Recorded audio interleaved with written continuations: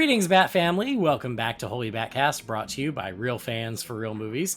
You can find us on social media on Facebook, Instagram, and YouTube. Just search for Holy BatCast.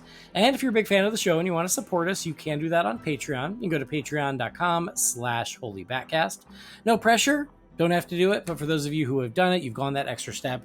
Just want you to know it's appreciated. It really does mean a lot. So thank you to our patrons. You guys are awesome. We're part of the Real Fans Podcast Network. You can check out those shows at rf4rm.com. And as always, I'm your Bat host, Andy DiGenova. You can find me on Instagram, Blue Sky, and Letterboxd. It's always just my name, Andy DiGenova. And now, tonight, we're doing something I've been wanting to do for a while now and just never quite worked out. But it is time. I want to discuss some Batman hot takes. And so if I'm going to be talking hot takes, I invited the hottest co-host I possibly could, and I'd like to welcome my wife, Catherine. Oh, she's not available. And because Catherine couldn't be here, the second hottest co-host, Brendan Lowe. How you going? It's good. How are you? It's good to have you back. This feels brand new. And I haven't been here for between so long. Between me being unwell, being unavailable, and you taking a few weeks off here and there. The weeks, funnily enough, that I happen to be free, no offense taken. It's been ages. I don't know if I've been on since our Superman review. Really? I think so. I might have been on one. Wow. But I genuinely, the last one I can remember is our Superman review, and that shit's hit physical media already. So, wow. Well, over there it has. It's still another 2 weeks before we get it here, but yeah, we have it, but. I can't believe it's been that long, but yeah, I mean, it's good to have you back, but I mean, rumors were circulating. I don't know if you read the podcast gossip magazines, but there were rumors. I try to avoid them. Yeah, it's so I'm really glad to put those rumors to rest and say me and Brendan are doing just fine. I still think Jamie's an asshole. Well, that feud's still going. Yeah, he thinks the same of you. Yep. So that's why he's not here tonight. Actually, no, Jamie, that's part of the reason that this has taken so long is I've been wanting to do this for a year. It's been a while. I was like, I want the three of us. And at a certain point, I'm like, hey, we're not getting the three of us. It's fine. We just have to move forward. Cause yeah, Jamie's out of town this weekend doing family stuff as he should be. So yeah, we'll miss you, Jamie, but we got to do something. And, I knew you would be excited about hot takes. Yeah, when you suggested it, like I said, a year or so ago, I was like, okay, this could be interesting but dangerous. Yeah. I don't, some things I don't say for a reason, but that's true. We'll but then thankfully, based on the Facebook reactions and everything, you and I don't have to, put our necks out very much at all. The listeners have done it for us. So that's why I said, let the listeners do the work. Yep. And we're just here to help. And I got to say, big thank you to everybody who sent in their hot takes, either to the mailbox or put it on the Facebook post, because you all delivered. We got lots of hot takes to discuss, and we might have brought some of our own. But originally, I think my original vision was we each come and we each share 3 hot takes. But then I was like, no, let's throw it out to the listeners. And now it's like, God, we have so many. I don't even know if we need any of our own, but I still think that it's only fair that we should still each share one at a certain point. Maybe at the end. Yes, I agree. That's how we'll wrap it up with our own personal hot takes. But yeah, lots and lots of reactions, lots of responses. I can't wait to discuss them. So here we go. It's time to dive into some Batman hot takes.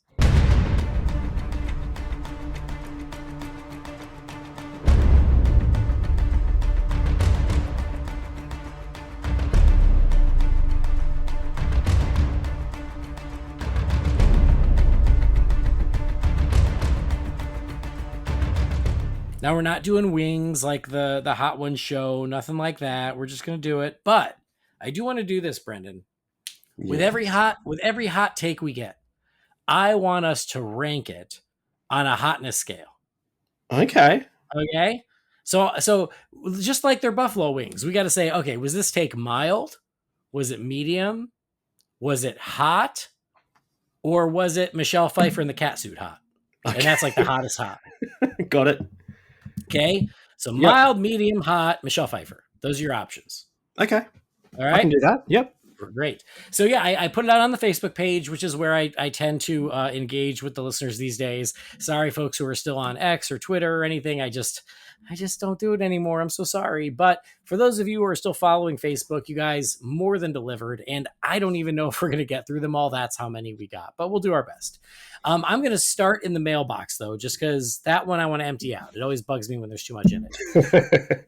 So we'll start with the mailbox. We're not going to do the traditional Wayne Manor mailbox. So if you missed the theme song this week, I'm sorry. Go back and listen to the last episode. It's there. But yeah, we're going to start in the mailbox. Then we'll move to the Facebook post. And then as we get, depending on how timing goes, we will wrap up with our very own hot takes. Yeah. So the first one here. Honestly, I haven't seen the email ones. I've been abreast the Facebook ones, but these are, okay, bring them on. Yeah, it's a surprise. Okay, this one's from Jay Yaws. Oh, good. Good old Jay Yaws. So here he goes. He says, 2 for 1. One of Batman's greatest strengths as a character is his versatility.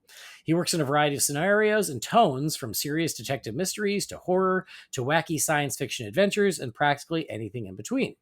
This isn't just because he's cool, but because the foundational aspects of Batman still work in stories where other characters might not. Look at the early comics, Adam West's portrayal, the renaissance of the 70s to the 90s in the comics and film, all the way up to today. The character has evolved, but aside from some very early tweaks, he's never truly changed. That leads to the next hot take, which is that this versatility is also one of his weaknesses. Just because Batman can work in infinite scenarios doesn't mean he necessarily should, or at least not every writer or creator has what it takes to see their take come to fruition. Because he's so versatile, there's a whole lot of junk out there, and especially now. We're so inundated with Batman comics and shows and toys and movies and books that he almost feels like an inevitability. A brand rather than a well-written and rounded character. I love Batman, but I could do with a whole lot less of him if it meant more quality and consistency. All right, Jay. Well, I'm gonna go out on a limb. For the first half of your hot take is that one of Batman's greatest strengths is his versatility. I'm gonna call that ice cold, because I feel like everyone pretty much agrees to that, right? I feel like almost every. So, yeah, I feel like most people will agree. One of the great things about Batman is how he can work in every possible scenario, super dark and gritty and realistic and super fantastical and ridiculous and everything in between and campy and noir and horror, et cetera, et cetera, et cetera. I feel like Batman fans tend to agree to that. That doesn't mean Batman fans like that entire gamut of options, but everyone agrees that Batman as a character can work in all those options. But I guess the more of the hot take here is that versatility can be a weakness because it means that he does show up in every possible scenario, and a lot of it, using Jay's words, is junk. So what do you think about that, Brendan? Well, I don't disagree. And see, this is where, like, I lose interest in a lot of things. Like I read, was it when the new 52 was ending and Rebirth started? I'm going to get this wrong because it was a long time ago, but like Batman wasn't he like some sort of god? He was in some special chair or something. Bat guy. Like, yeah, I just, and this is what put me off. I mean, one of the things that put me off Grant Morrison's run is the whole, like, the death of Batman and then him coming back and was going through the ages and all that stuff. It's like, at what point, because one of the things that everyone likes about Batman, I think, is, that he's not, quote unquote, a superhero. And, with enough training and enough money and that sort of stuff, like, anyone could be Batman. It makes him that little bit more relatable. But then when you push him too far in the other direction, I don't know, I just feel like you've lost the essence of the character. Yeah, from that point of view. I mean, I know you wanted to go through the mailbox, but it's actually kind of funny because what Jay's saying actually perfectly dovetails into the hot take I was going to bring. Oh, really? Yeah, I don't know if you want me to save it or sort of leave, because the conversation's kind of going there.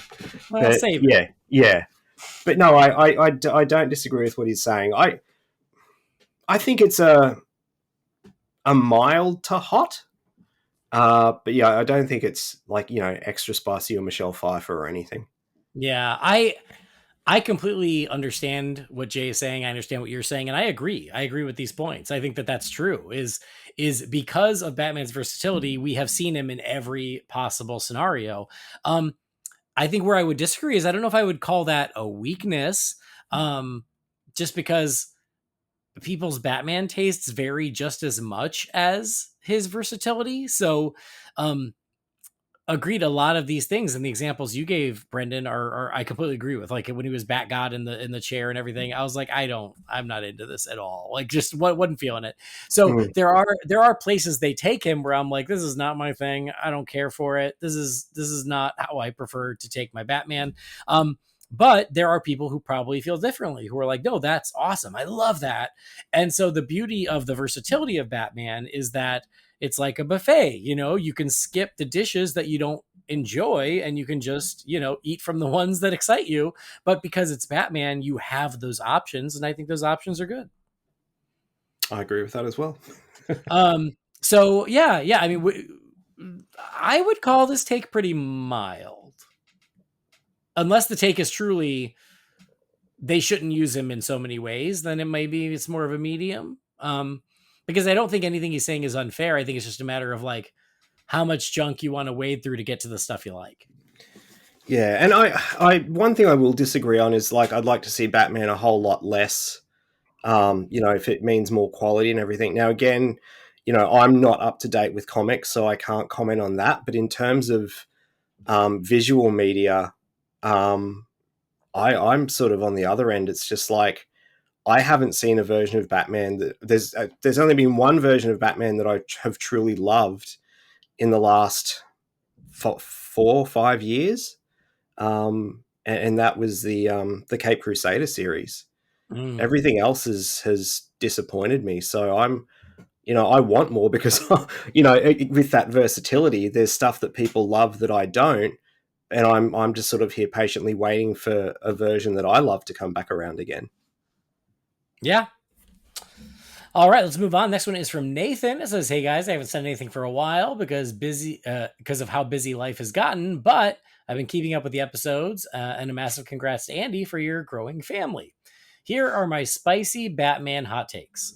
Let's do them one at a time. Number one, Nolan's cinematography choices were significantly better for a Batman movie in Begins, and he got a little too obsessed with realism in the next two installments. So that's the first hot take. I'll just say I agree, and I've said that in the past. Is stylistically, I much prefer Begins because it has just that extra little bit of comic book, whereas Dark Knight and Dark Knight Rises, which I still love, yeah, a little too realistic. So I'm with you on this hot take, Nathan. Yep, I agree. Would you call that? Where would you rank it? I think that one's pretty. I think I would say that one's pretty mild as well, honestly. Yeah, medium. Maybe medium. Okay. Next one. Oh, Nathan. Michelle Pfeiffer, whatever, before I even hear what it is. Not quite, but almost. The Battinson Batmobile is the second best live action Batmobile, and Batflex was the worst. Give me the rocket boosted muscle car over a weightless Formula One car any day. Oh. I'm going to say this you've first. Come to the wrong people here. Yeah. I would say the first thing because it'll come up in the Facebook post is like one of the listeners was like, Andy, don't be mad at me. And I'm like, okay, the whole point of hot takes is it's something where most people should say, wait, what? That's crazy. Oh, this is a safe space. Yeah, because otherwise it's not a hot take. Like if you're just going to say something like, well, here's my hot take, Batman's the best. Yeah, no shit. Of course he is. So a real legit hot take should make you go, oh, I don't know about that. So it's okay. No hurt feelings. It's all good. Anyway, with all that is to say, this is your take. I respect your opinion, but girl, I couldn't disagree more. No, I tell you what, I reckon I'm sticking with my Michelle Pfeiffer. That's hot. Because, I mean, it doesn't look like a Batmobile. It's just a normal car that's hotted up. Like my brother builds cars that look like that. Like, yeah. The Affleck one, I've never been a huge lover of. Like I like it. It's still when I first saw it, I'm like, it's not a million miles away from the Tumblr. Like, it kind of Yeah, still had yeah. that tankish quality to it. I would have gone a little bit more in another direction. But I don't dislike it. But saying it's the I second best, woof, that's yeah. I oh, agree. The Batfleck Batmobile, I like it. I never truly loved it, but I like it. Um, but yeah, so all right, that's okay. But yeah, Battinson Batmobile. Like, give me Batman and Robin before that. And then finally, the Phoenix Joker movie is a fine movie on societal issues, but it's a bad and uninteresting comic book movie that used the Joker moniker purely for marketing purposes. Um, I mean, I completely agree. That's why I'm not super into that movie. I think it is a good movie. It's just not, to me, in any way resembles a Joker movie. Yeah, I'm with you on that one, Brendan. yeah. I mean, I think that's a bit of a cold one I think because so too. I think I most mean, people Todd agree with Phillips kind of said that, like he wanted to tell this story, but knew that no one would go and watch it, so he wanted to put it in a comic book world, and that's how they came up with Joker. Like, Yeah, I yeah, agree. I think that one is relatively cold, maybe lukewarm, Nathan, but cool. if you'd said the Uh, second one's better than the first one, then wow, that would have been that would have been hot. But yeah, I think you're pretty cold with that one. yeah. All right, moving on. Next one is from Peter. It says, Andy Company. Hope all is well and you're enjoying the start of fall. I saw that you were taking requests for hot takes, and I thought it was time to share mine. Number one, The Dark Knight did more harm to Batman movies and comic book movies overall than good. For 17 years, people have been trying to capture lightning in a bottle. I've had enough of grounded, realistic Batman. Batman Begins had a great intro to a full comic like Gotham. The Dark Knight, while a great movie, took the wonder out of the comics for a while. Again, we'll take these one at a time.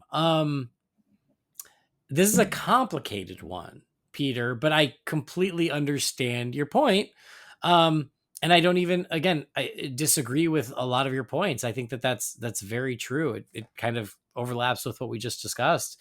Um, and I think Jamie has even said that over the years. As he's like, The Dark Knight was one of the best and worst things to ever happen to Batman movies and comics, because you're right. Now people were chasing it for years.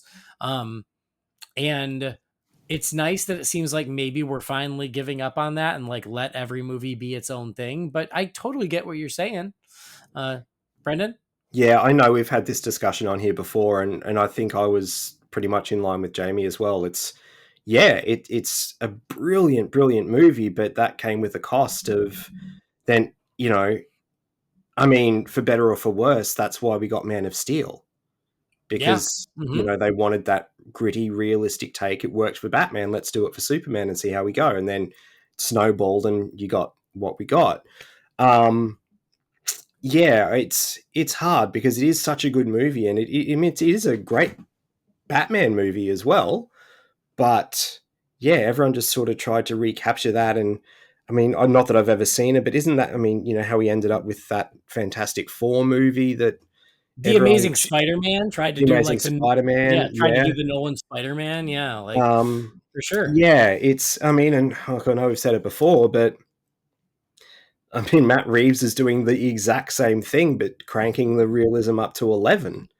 Hmm. It's we do need to move away from it, and it also, between the Dark Knight and the first Avengers movie, I think that's where comic book movies hit the issue with that magic $1 billion number.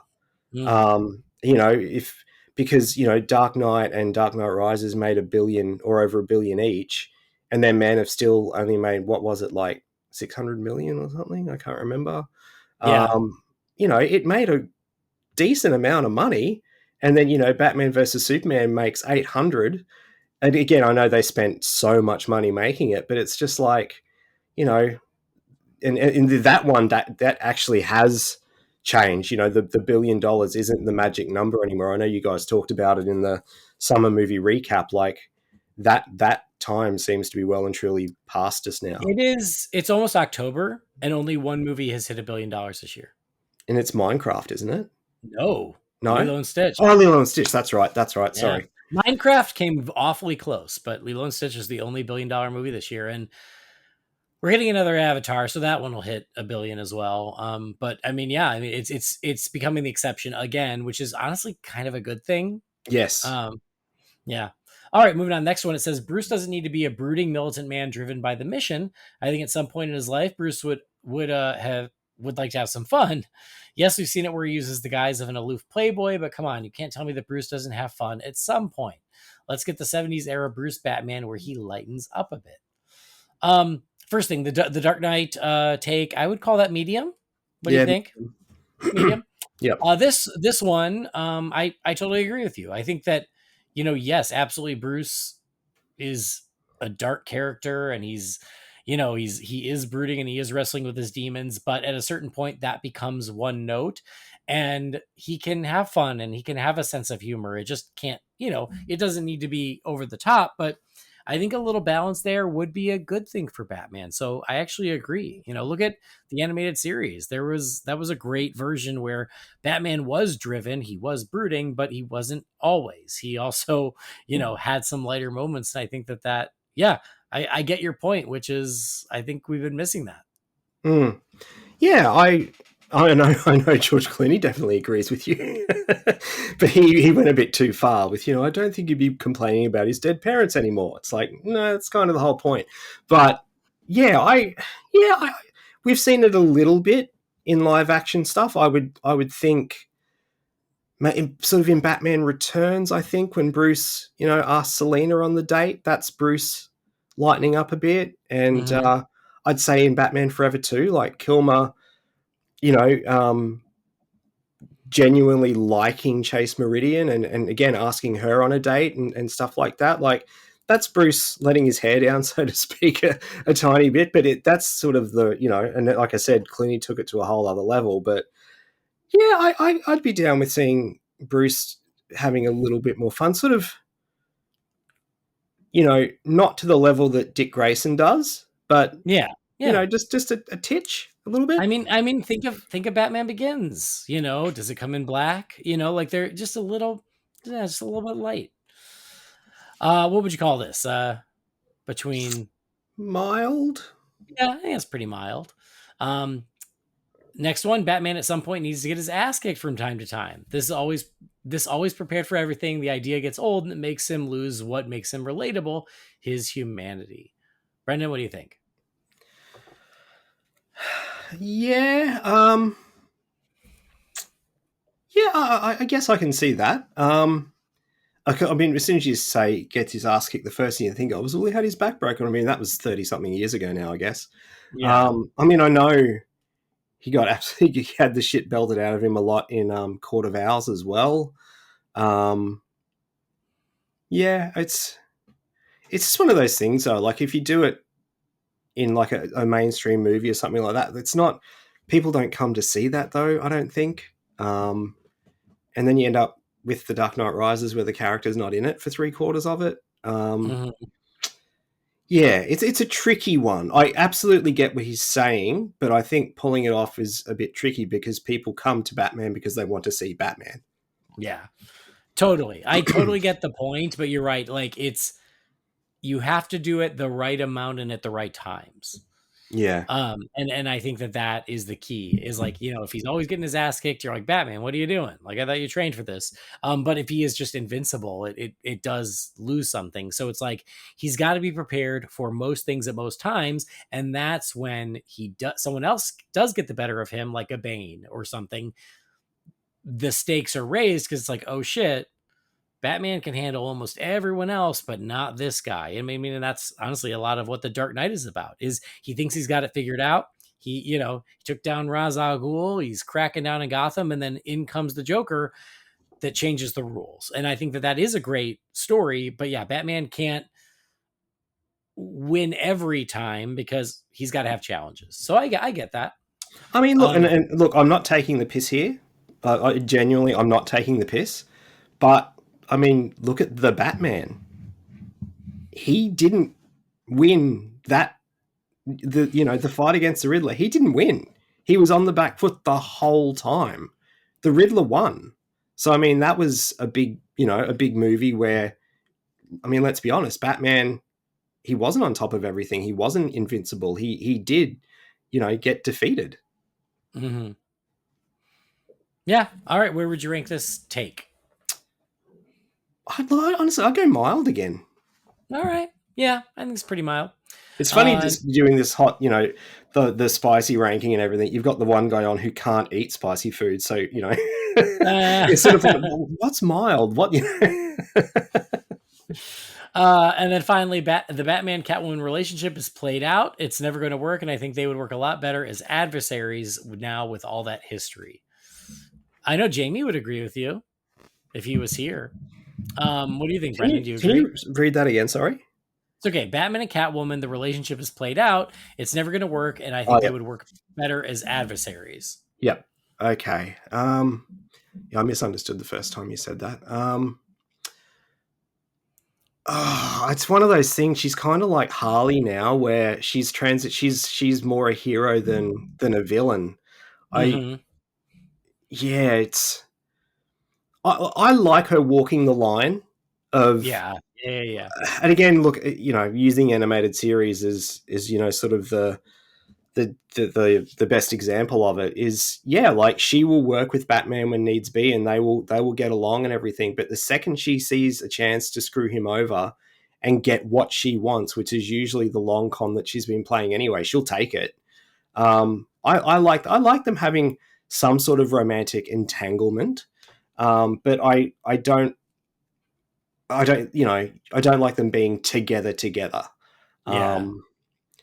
Yeah, this is one of the things I like with comics and stuff. Like, Batman's 80 years old, and they've been telling the comics have been going constantly and stuff. It's like, I understand them needing to change things up and tell stories that haven't been told before, like Alfred being dead currently and all that sort of stuff. Like, they're big swings, and I mean, I don't like the fact that Alfred's dead. That shits me to tears, but they can't just keep regurgitating the same stuff either. So Yeah. it's hard. And some things, then not everything's going to work. Right. I mean, I agree with you, and I agree with Pete. Is that I like them better as adversaries, and even if Catwoman's not full villain, I don't like her being full hero either. And over the past like 10 years, she's just another member of the Bat family at this point, and I think that takes a lot of the fun out of it. So yeah, I much prefer it when she's out for herself. She will team up with villains if it suits her. She will team up with Batman if it suits her. She will do both at the same time if it suits her. I miss that, and I feel like it's been a while since we've had it. So yeah, I totally get it. I'd call this a medium because Yeah. yeah, I think a lot of people like the Batman Catwoman relationship, but yeah. Anyway, he says, thanks for letting me share. Hope spooky season is great. And also, Jamie, I know why you like fall so much because the autumn wind is a raider. All the best, Pete. Thanks, Pete. Okay, this one is from Will. It says, my hot take. Oh, this one's just for you, Brendan, but also kind of me. It says, my hot take is that Grant Morrison is the greatest Batman comic book writer. His Justice League run was great, but the true apex of Batman's comic book storytelling occurred in the Batman and Robin run, which is greatly aided by the grotesquely beautiful Frank Quitely art. Quietly. It's a culmination of the character, which left no stone unturned. If Final Crisis had been the end of DC storytelling of Batman, then it would have been a fitting end indeed, and is in my headcanon. It's a brilliant, chilling writing. I pick up new details every time I reread the work. The ability to combine gritty realism with phantasmagoria is unrivaled. The dizzying heights will never be reached again, and I'm okay with that. Lots of love to the Bat fam. Thank you for all that you do, Will. All right, Will. Well, you already kind of touched on this. Yeah. Look, I can't remember if I've told this story before, but like back in, like 2006, 2007, when I was still getting the Batman comics monthly, but I was getting them, but I wasn't paying attention. I was just getting them and reading them. And it was getting to the point where month after month, I'm like, why is this so shit? Why am I not enjoying this anymore? And I started going back and I'm like, oh, they changed writers. And it was when Grant Morrison took over. And then, yeah, it just, look, menus at restaurants, as you say, he's just not for me. There was one run he did sort of a little bit earlier. I can't remember if it was Batman and Son or was there the resurrection of Ra's al Ghul before Batman and Son? Oh, I don't remember. Probably, maybe. Maybe it was that. I do have one of the collected trades because like that one wasn't too bad, but everything else, man, it's just it's not for me. And then, like I said before, the whole thing of Batman coming back and then Batman of Zur-En-Arrh and all that kind of shit. It's just like no to me. I understand that he was trying to make everything that ever happened canon, but like, yeah, not for me. It Yeah, must just be a yeah, taste thing. It's just not for me. yeah. I feel the same. I respect what he does, even if I don't really enjoy what he does. Mm. He does his thing, he takes big swings, and I respect the hell out of that. And great, and it works for some fans. It doesn't work for all fans, and that's okay. It's not for everyone. But it goes back to the buffet analogy is like for anyone who likes Grant Morrison's Batman, that is there for you, and it obviously works for Will because Will says it is the best Batman writing ever made. Um, but yeah, for me, it's just it's not why I read a Batman story is for this kind of thing. And so yeah, that whole like death and return of Batman where he's time traveling through the ages, I was like, I don't even know what is this? This is not Batman. This is not what I want from Batman. But for those who love it, that's great. But yeah, this one, you know, this one's for you, Will. And again, there are other big Grant Morrison fans out there, and I'm sure that they would back you up. Um, I would call this a hot take, just Yeah, because hot. I don't know how many people would say that Grant Morrison's the greatest Batman writer of all time. Mm. So yeah, I'm No, going I to call agree this one there. hot. Yeah, and for that, Will, I'm going to give you credit because a lot of these takes are kind of safe. I asked for spicy, and this one's pretty spicy. All right, I got another one here from Connor. It says, "What a fun idea for an episode. For my Batman hot take, I would say that The Dark Knight Rises is The Dark Knight Rises is my least favorite Batman movie. For one, Batman is barely in it. Takes him about an hour to show up, then he gets his back broken and has to have a training montage to get back into the fight for the second time in this movie, by the way. Also, while his first fight with Bane is solid, the second one is over way too quickly and it feels unearned. Bane and Talia both go out like chumps. The movie simultaneously feels too long and rushed with too many characters. Why was John Blake even there other than the goofy Robin name drop? In general, I feel like this movie was a missed opportunity and would have rather done Nightfall or No Man's Land and ditched the Dark Knight Returns aspect. Thanks for being the best podcast and for always making sure us Batman fans have something to talk about, Connor. Connor. All right. I see what you're putting down. Here's what I'll say. I don't disagree with most of your points, but I can't say it's the worst Batman movie. It's funny. I like the movie obviously way more than you do because I think that what is good is so good. But I completely understand where you're coming from, even if I don't entirely agree. So I get it. And a lot of your points are fair, but I just like the movie more than you, and that's okay. Brendan? Look, I don't think this is overly hot because I think amongst Batman fans, it's definitely the weaker of the trilogy. And Yeah, almost everyone agrees to that. except for Sean Gerber, who still thinks it's the best. The last time I heard, so that's a hot take. Does he still think it's the I best? think so. Oh, hold on. You know, I feel like I haven't heard that since it came out. I don't know. And I just now remember like years after it came out, he was on something and said that it's still his favorite. But I'm gonna yeah, ask again. You hang tight. yeah, it's one of those movies. I think the more we got away from it, and the more the new movie, like the new car smell, the more it sort of wore off. We were just like, isn't that great? Like, the first two are absolute masterpieces, and yes, Dark Knight Rises does have its moments, but yeah, it's just a shame that it ended up being what it is. And I actually saw someone, I can't remember who it was. It wasn't in the Real Friends group, but someone actually had as their status like a day or two ago on Facebook about how they'd never seen an actor disappear into a role like Ledger, and how his Joker's, just so incredible and rightfully so and everything. And just like, and then they said, like, imagine if he hadn't have sadly passed away when he did, and, that Joker coming face to face with Bane in The Dark Knight Rises and stuff. And I didn't respond, but I'm just like, if Heath had have survived, we probably wouldn't have gotten Bane in The Dark Knight Rises. Like, it would have been a completely different movie that you better believe the Joker would have been a huge part of. And I think Nolan kind of alluded to as much, that like they had to completely pivot and change, what they were planning on doing because of the tragic loss of Heath. Yeah. Again, I think most of us agree that it is the weakest of the trilogy. I still love it, but also completely aware of its flaws, so I completely get it. I don't hate it. Don't get me wrong, but I still like if you wanted to watch it tonight, I'd be like, yeah, Dark Knight Rises. Hell yeah, I'm down. But I think that coming off the first two, it was a bummer that they didn't quite stick the landing.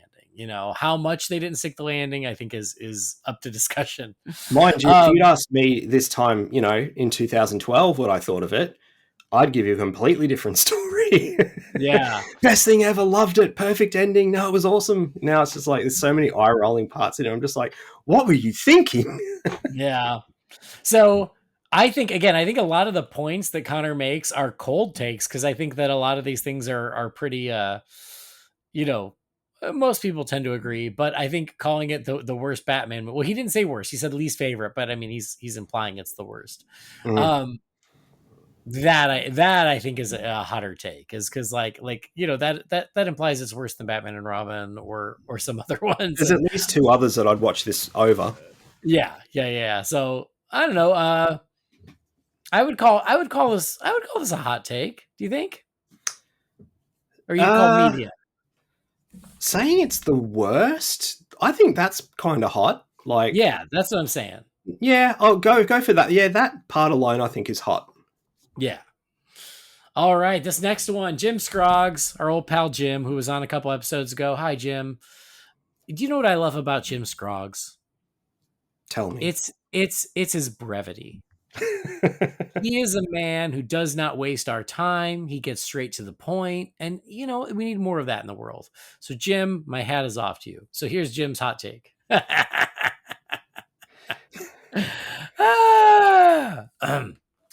Jim's hot take.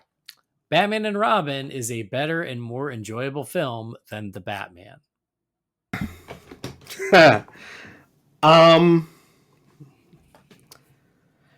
Just before, when I said there's two movies that I'd watch, I'd watch The Dark Knight Rises over two movies.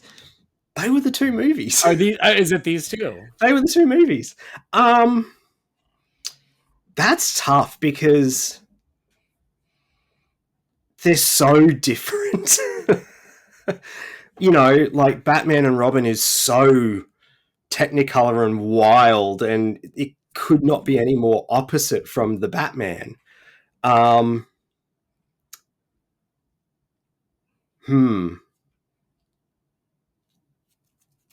don't know what to say to that one. Well, I also, in addition to his brevity, I respect Jim's chutzpah. He went for it, and I respect that. I will say this: we have our first Michelle Pfeiffer take. Yeah, that's Michelle Pfeiffer. I think that's Michelle Pfeiffer, and I completely agree. I would rather watch Batman and Robin 10 times out of 10 than the Batman. It's an hour shorter. There's colors in it. The characters actually look like themselves, and at least it's trying to give me a good time. It's not doing the best job, but it's trying. And so I would rather watch Batman and Robin.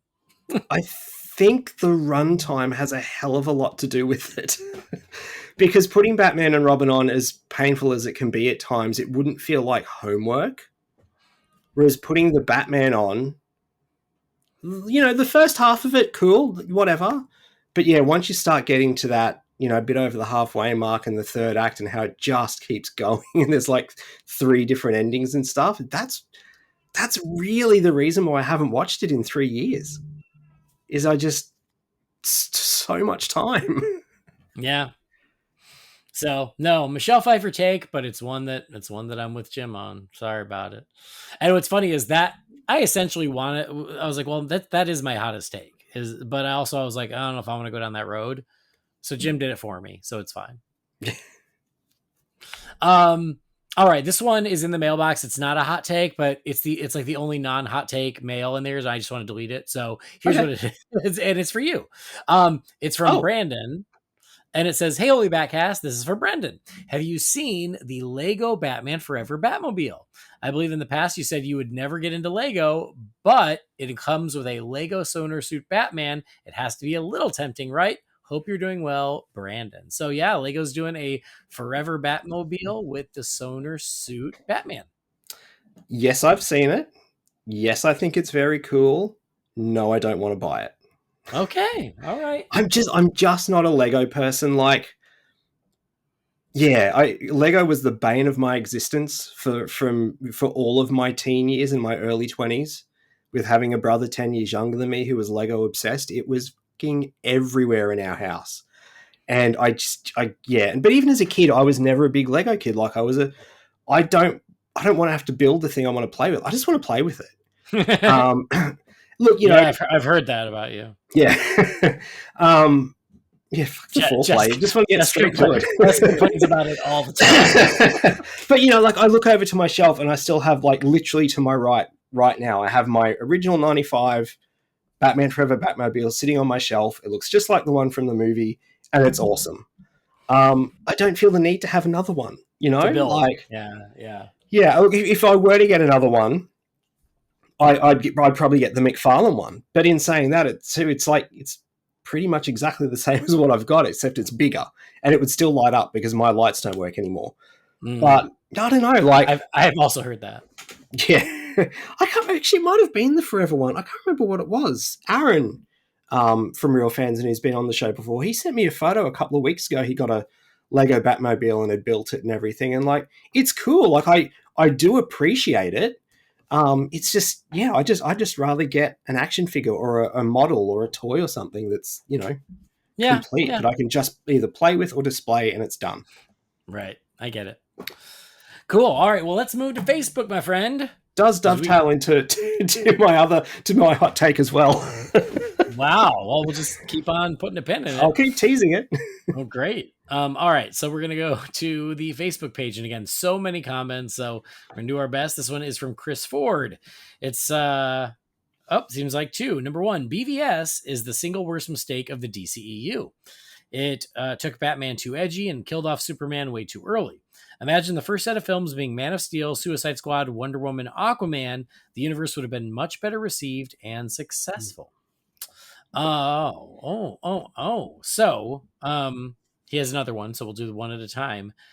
This is another one where I completely understand your point. I think we've talked about it before a couple of times. Yeah. Even if I don't entirely agree, I completely understand the point. I get what you're saying. I would, you know what, I would like half agree and say BVS wasn't the single worst mistake. I think that the approach to BVS was the single worst mistake. I think had BVS, I can see that. You know, I don't think the concept of going to BVS for Man of Steel was a bad idea. I think the movie they delivered, a movie I like for the record, is not the movie that should have or could have launched the universe. And you're right, they were at a disadvantage from that point forward. So I get the point. Yeah.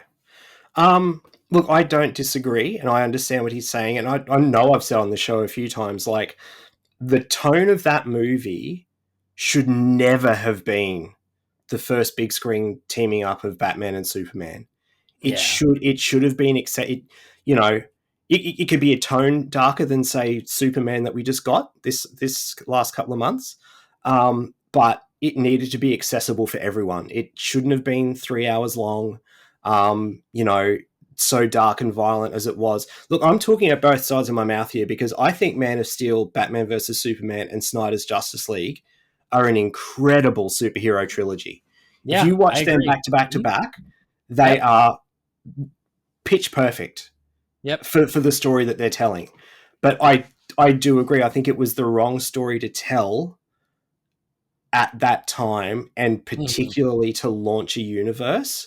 Mm-hmm. and with two of the most beloved comic book characters of all time, it needed to be more accessible, and it wasn't. And yes, they were chasing their tail from that point, because Batman versus Superman was a course correction, and Mm-hmm. then it hit, and then the rest, Suicide Squad, Justice League, it was all a course correction, and they all suffered because of it. And then by that time, when they started making quality films, like, I mean, look, Wonder Woman obviously did quite well, and Aquaman did extremely well, but other things like that, like the brand was already tainted. Mm-hmm. And yeah, it was, if I could go back in time, I would not make BVS. And like I said, that's a movie and the second part of a trilogy that I do genuinely love, but I would not do it. Not at all. Yeah. Yep. And I think that's something that we've always been pretty honest about, is understanding both sides of that argument, because we really like that movie, but we also really understand why it didn't work for a lot of people and why it was probably the wrong movie to launch a universe. So we get it, you know. And that's Um not even taking into account the difference between the theatrical and the extended yeah. version of it. Like Yeah. the extended version is a far better film. It's a more complete film, Yes. but Yeah. it wouldn't have changed the outcome. Like, it still would have been the same violent, too dark movie. But yeah, they interfered too much and were paying the price for years and years to come. Yep. How would you rank that take? Look, I think for someone like you and I, probably mild to hot. But I mean, there'd be some people out there that'd think that's really spicy, like the diehard Snyder fans and stuff like that. So I think it depends where you're on the scale with those movies. But Well, because that's we've always been pretty level with it, so to me, it's sort of mild to hot, not too bad. I would call it medium then. Yeah. Medium, because yes, half the people would be like, yes, absolutely, and the other half would be like, no, I love that movie. So I feel like medium is a good place to be. Mm. All right, the second hot take. Sorry, but Tim Drake, while cool, is just too redundant. So I get why the other Robins get more shine, who have more specific traits and stories to tell that can't be stolen to other Robins, like Tim's bow staff and his costume. So remember when I said there were going to be no hurt feelings? I'm not touching this one's all you, my friend. Chris wants to test me and be like, "Oh, I'm gonna go after Andy's heart and see how this works out." Um, I mean, obviously, I completely disagree. You know what this take sounds like to me? This take sounds like the people who go, Superman's boring. It's boring that someone can just be a good person and want to do good things. Because that's Tim Drake. Tim Drake is a good person who wants to do good things. He's a good partner to Batman.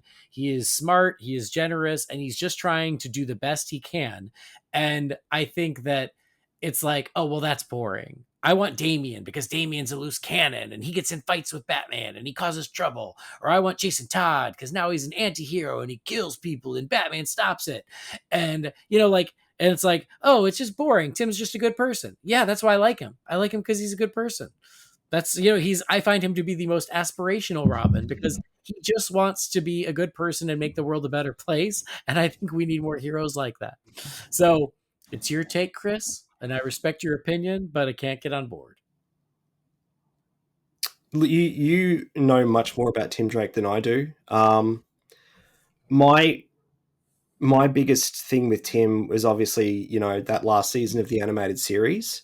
When I started getting back into comics, when Batman Begins came out, that was sort of starting, Tim was still Robin, but obviously then it was sort of becoming closer to the end of his tenure, because that's when Grant Morrison took over and Damian became a thing. Um, I'm not as passionate about it as you are, but I will say that I think, to me, Tim is the second best Robin after Dick Grayson. I think that's, and I'd love to see more of him. And, it sort of adds another reason why I don't like Damian. It's just like, you kind of had the perfect Robin there. Like, it's very frustrating. Yeah. I mean, I think that's the quote unquote problem is Tim Drake is the perfect Robin. So you can't tell stories about him going off half cocked and, going rogue and causing problems because Tim doesn't do that. So I think, yeah, that's, for me, that the reason I like him is it sounds like the reason that, that others might not. But I'll even like use your own argument against you is Tim is so iconic that other Robins have stolen his costume and stolen his staff. That's true. So there's that too. But anyway, no hurt feelings, Chris. But yeah, I just, you and I are just not going to agree on On this. thin ice. That's one Thin ice. warning. Strike Thin one. ice. Yeah. I mean, my cursor is hovering over block, but I haven't pressed it. All right. Oh, how spicy. I would call that a hot take. I'd call it hot. Yeah. I'd call it hot. All right. Next one's from Andrew Scotch. It says Batman should wear a full mask. That's fascinating. I've never heard that before. For me, that is a new take. I've never heard anyone make that argument. Yeah, I saw this one on Facebook and I was just like, huh. Like, I wouldn't call it hot, but it's more of a... Interesting. Yeah. Yeah. Huh. Yeah. I guess. I've never pictured him... Yeah, then you'd sort of kind of just get like Ultraman from the Superman movie, and what was it? Noir or something? What was Black Noir or something from the Boys? Yeah, from the Boys. Mm-hmm. Or frankly, Batman Beyond. Yeah, because Batman Beyond does have a full mask, and it is funny because this one is like, oh, I get your point, but like, I mean, he wouldn't really look like Batman anymore, so I'm not necessarily on board, but I'm like, yeah. Interesting point. I've never thought about it before. And it's one of those things when I was first introduced to the character, like one of the things that I loved about it so much was that, like I said, the 66 show, but it was the time that 89 was coming out, and it was seeing this cowl with these huge ears and like that iconic Batman look. Like I can't imagine it not being that. Yeah, I know. But you still, interesting. It's very interesting, and like to me, then it's like it's Wildcat, like right. All right, how hot is this take? It's hard because I don't think it's really on either. It's not on either spectrum. Like I said, it's more of a than it's a thinker than an actual hot or cold take. I don't know. Yeah, I guess I'll go medium just because it does make you think. Yeah, it's intriguing. Yeah. All right. Next one is from Dale. It says the new Batman in The Brave and the Bold should have trunks on the outside, just like Superman. Agree. I'm with you. I have always said you can go back and listen to 10 years of this show. I have no strong feelings on trunks.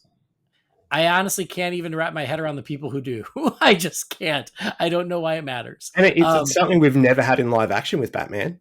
But yeah, I have no problem if he were to wear trunks, a little more old school, a little more classic, and a good little kind of mirror of the new Superman. I have no problem with that. And yeah, it would differentiate from the other film Batman right now. So I'd be okay with that. How hot would you call this take, Brendan? Medium. Yeah, I'd say medium. Yeah. Because some people do feel very strongly about the trunks. And I don't know. And like you said with the pair, to me, it's more a case of like, if one has them, they both have to. Like if they're going to team up in a Justice League or a World's Finest movie or something like that, I don't know, just there'd be something off with the aesthetic with Superman having them and Batman not. Yeah. Yeah.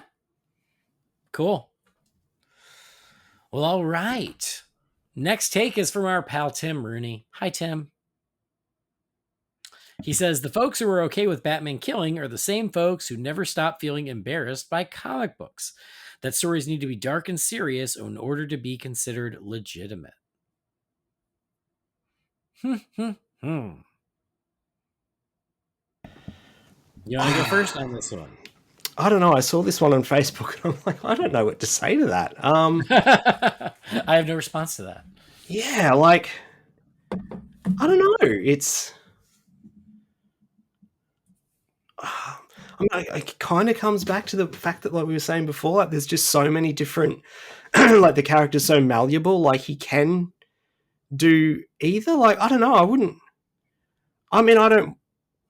I don't have an issue, say, with, some of the stuff that's been in the live action movies before. Like, like I do think again with BVS, I was saying how violent it is. Like the Batmobile just completely blowing away cars with a machine gun. That's too far for me. Yeah. Yeah. Same. But I don't have a problem with the, I'm not going to kill you, but I don't have to save you. Like that doesn't worry me at all. Mm-hmm. Some of the stuff Keaton did, like I never batted, no pun intended, never batted an eyelid at it. But I'm not embarrassed. I'm not embarrassed by comic books, but I don't have, yeah, it's a hard one, Tim. It is. It is. Because here's the thing is like, I feel like I'm like 2/3 of the way there with what Tim is saying. Um, like, I do feel like there are Batman fans who only want their Batman to be dark and serious and realistic because it's somehow they're like, comic books are kid stuff, but dark and serious Batman, that's for grown-ups. I feel like there is that attitude with certain Batman fans. But I don't necessarily equate that with the whole killing thing. I think those are two separate issues. Because yeah, again, I know there are Batman fans who are like, oh, Batman's better than any of that other silly stuff because it's serious. And it's like, it doesn't have to be. Like it's not that serious. It's still a comic book. But I do feel like there is that attitude. So I get what he's saying. But again, I don't necessarily think that that's a one-to-one with the people who don't mind when he kills in movies. Because like you, there are times where I go, oh my God, that's too much. And there are times where I'm like, whatever. The point is he has killed directly or indirectly so many times over the past 80 plus years that's why I'm like, kind of like the Trunks. I'm like, I'm tired of fighting about it. I don't really, I don't want him to be the Punisher and he never should be the Punisher. But when stuff kind of happens, indirectly or in the heat of battle, like, someone throws a grenade at him and he kicks it back, I don't call, I think that there are gray areas, and I don't necessarily think that means I'm embarrassed of comics because I certainly am not. Have you seen my clothes? Have you seen my room? Have you met me? So yeah, I get the point, even if I don't think it's entirely all lined up. You know what I mean? Yeah. Yeah. Who knew Tim was so deep? Just write him with a pun for Christ's sake. Like, so I'm gonna say medium because medium. it's all right. The take is medium. His hair is Michelle Pfeiffer. That's very true. It looks like Firestorm. All right. Next one is from DJ, and there's a few of them. The first one says The Dark Knight is not a Batman movie. It's a Joker movie featuring Batman.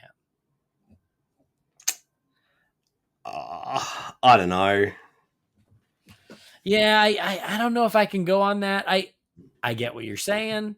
But yeah, I don't quite agree. That's okay. I think that's a pretty hot take. I think that's pretty hot. I think it's hot. I mean, it's one of those things you could argue. To me, something like Batman Returns feels more like a Penguin and Max Schreck movie than a Batman movie. Than the Dark Knight being a Joker movie. but I mean, that's what we've kind of always said. Like the Dark Knight's brilliant, and it deserves all the accolades it gets. But we've always said Batman Begins is the better Batman movie because Batman is the main character. He doesn't have any huge villains overshadowing him, and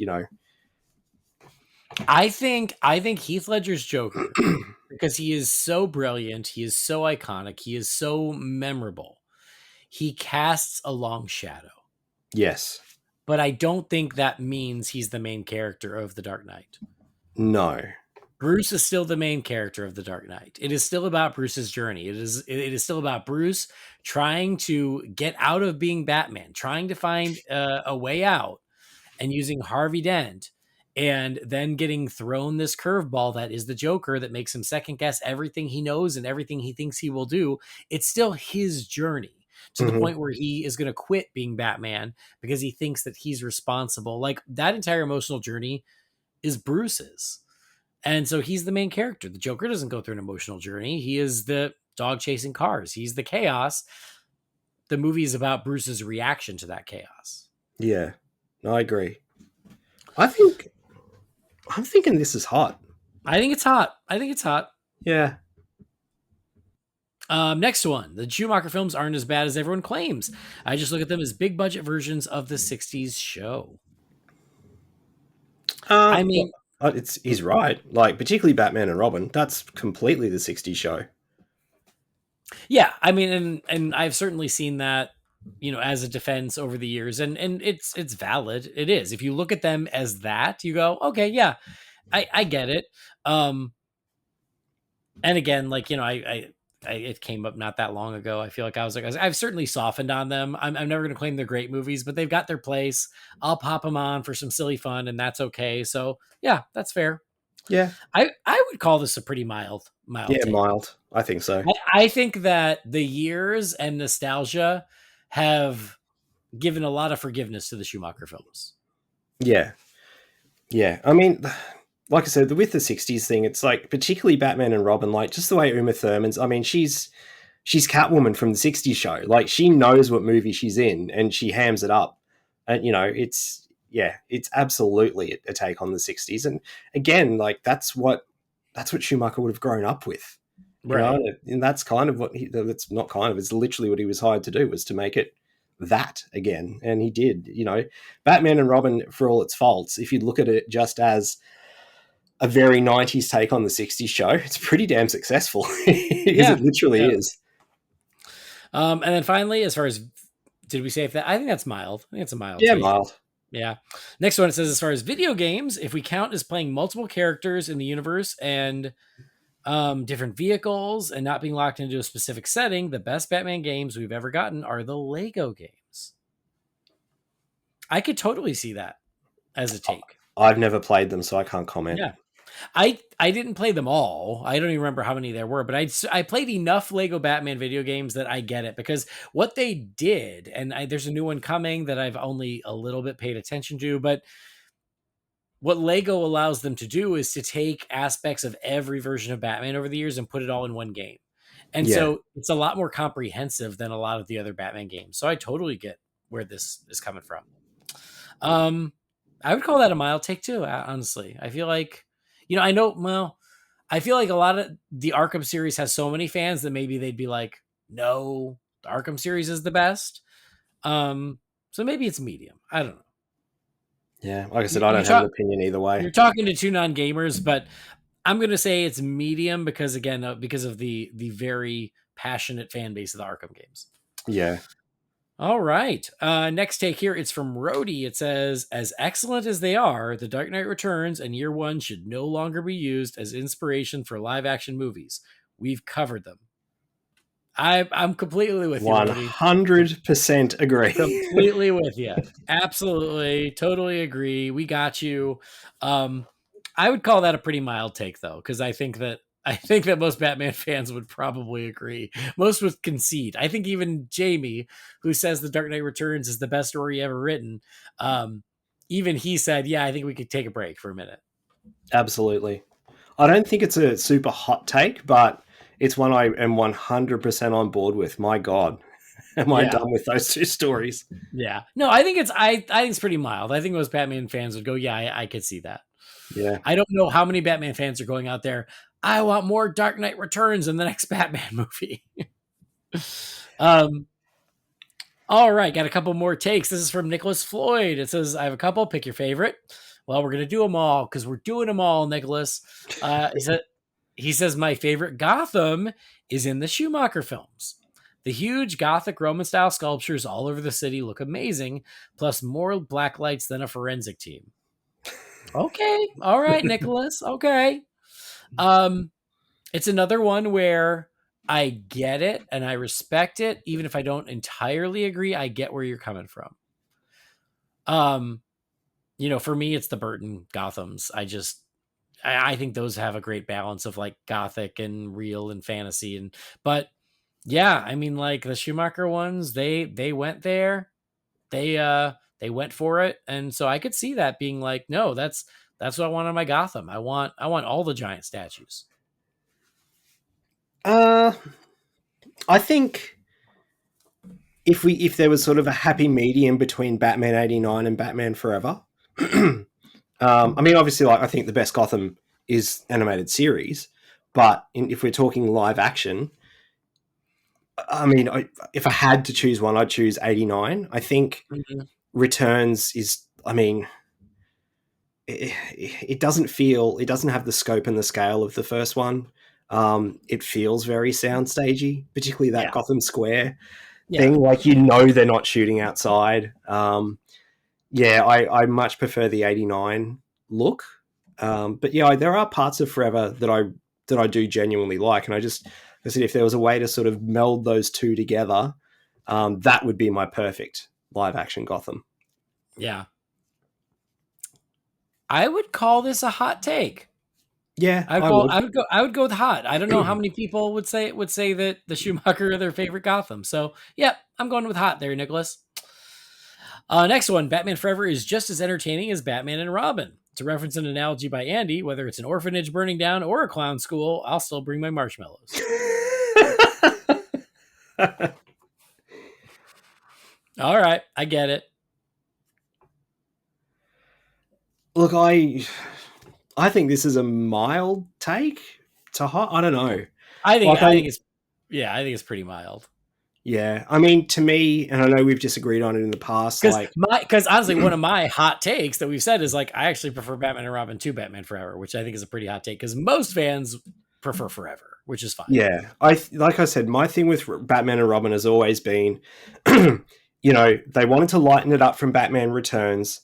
They did that. It was a huge hit, and then they took the wrong lessons from that, and then turned what was already bright enough, you know, up to 11.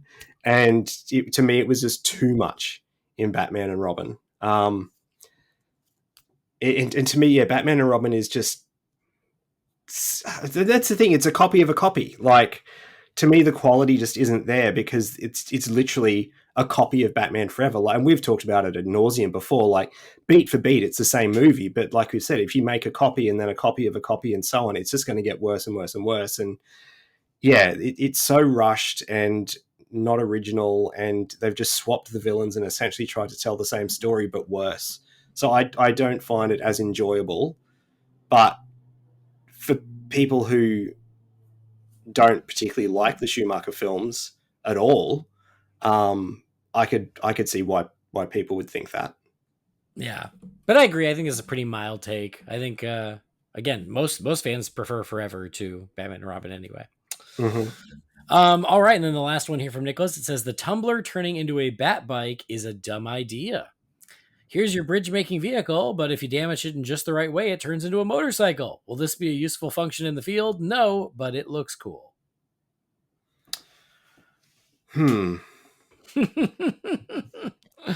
This one, I will say, I think it's a hot take. I think it's hot.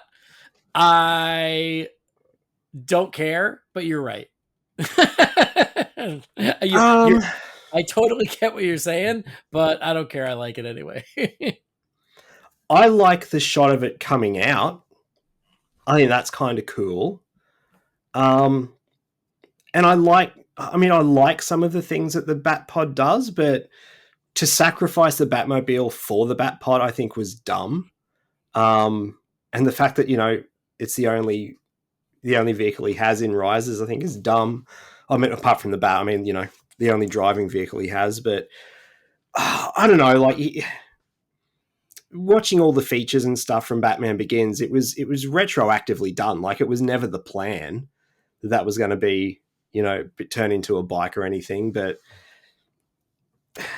I'm on the fence with it. Like, I think it's kind of cool in the moment, but I just don't like the fact that the Batpod is all we got after that. I completely agree with that. His point is the logic of the Batpod launching from the tumbler is flawed. I've always just thought that was something that they did in between movies. You know, I don't think it was always there. I feel like it was something that Bruce and Lucius worked on between Begins and The Dark Knight. At least that's my headcanon. If it was always there, then you're right. It doesn't really make any sense. But yes, I like the Batpod. I love when it launches from the tumbler. I love the chase that ensues. I love all that. But I agree. It is weird that that's the last time we see a Batmobile in the trilogy. Yeah, obviously that, you know, that is not the other tumblers, but the actual, you know, Batmobile proper is a bit of a shame. But anyway. Yeah. Yeah, I always wanted him to build a new sleeker Batmobile for Rises, and then that just wasn't in the cards. No. And even if he did, it would have sat in the Batcave because he wasn't there. um, but I think it's a pretty hot take because I feel like the Bat Pod is pretty well regarded. Yeah. Yeah, kind of. Yeah, hotish. Yeah. All right. Next one is from Matt Jameson. Hey, Matt, or not Matt, Mike Jameson. Hi, Mike. It says Batman has a genius intellect. He's mastered fighting styles from around the world. He can speak multiple languages. He's an accomplished acrobat and gymnast. He can hack computer systems worldwide. He can box, sword fight. He's a ninja. He's comfortable driving advanced sports cars, planes, motorcycles, and tanks. But tell me again how he's the most realistic comic book character and has no superpowers. Tell me again that he's not a superhero. All right, Mike. Look, and I know you get mad at me when I do this, but I mean, he's James Bond in a cape. You know what I mean? Like, I would never ever look at James Bond as a superhero. He's not, but he has, the intellect, the training, the skills, the know-how. He can drive or fly any vehicle. But Batman does it in a mask and a cape. And like I said before, like, I don't think that's the part where it's like, tell me he's not a superhero. Like we said before, I think when they push him too far, like, the godlike stuff, and, to me, even sometimes with just simple Justice League stories where he ends up on other planets and stuff, it's just kind of like, yeah, I don't know, like a human being's body couldn't just do that, Yeah. But yeah, I disagree with it. I think it's a hot take because I don't know if many people would agree with that. Yeah, I'm curious to hear what you think. No, I agree. I think it's a hot take. I totally get what Mike is saying.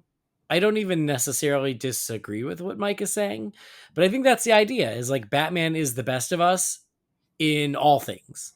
Mm-hmm. He is someone who didn't just get really great at one thing, he got really great at all things because that's what it would take to fight the worst of Gotham. So that's why it's a comic book, that's why no one's done it is that, so I understand, like, is it quote unquote realistic? Of course not, because he became an expert at everything, and who's got time? I guess if you're a billionaire, maybe you've got time.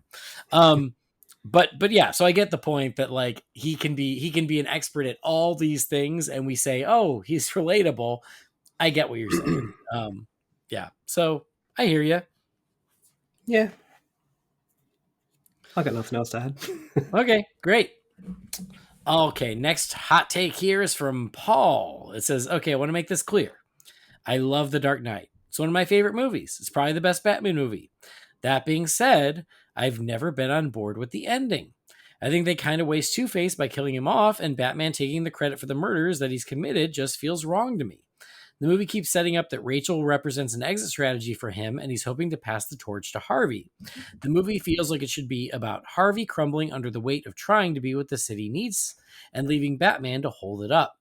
I think a much stronger ending would have been Two-Face in Arkham with the Joker in a cell across the way and Batman realizing there is no exit. He's locked in because he learns that he's become the everlasting symbol he's set out to be in Batman Begins. It doesn't matter if people don't believe in Harvey Dent anymore because Batman will still be out there protecting Gotham.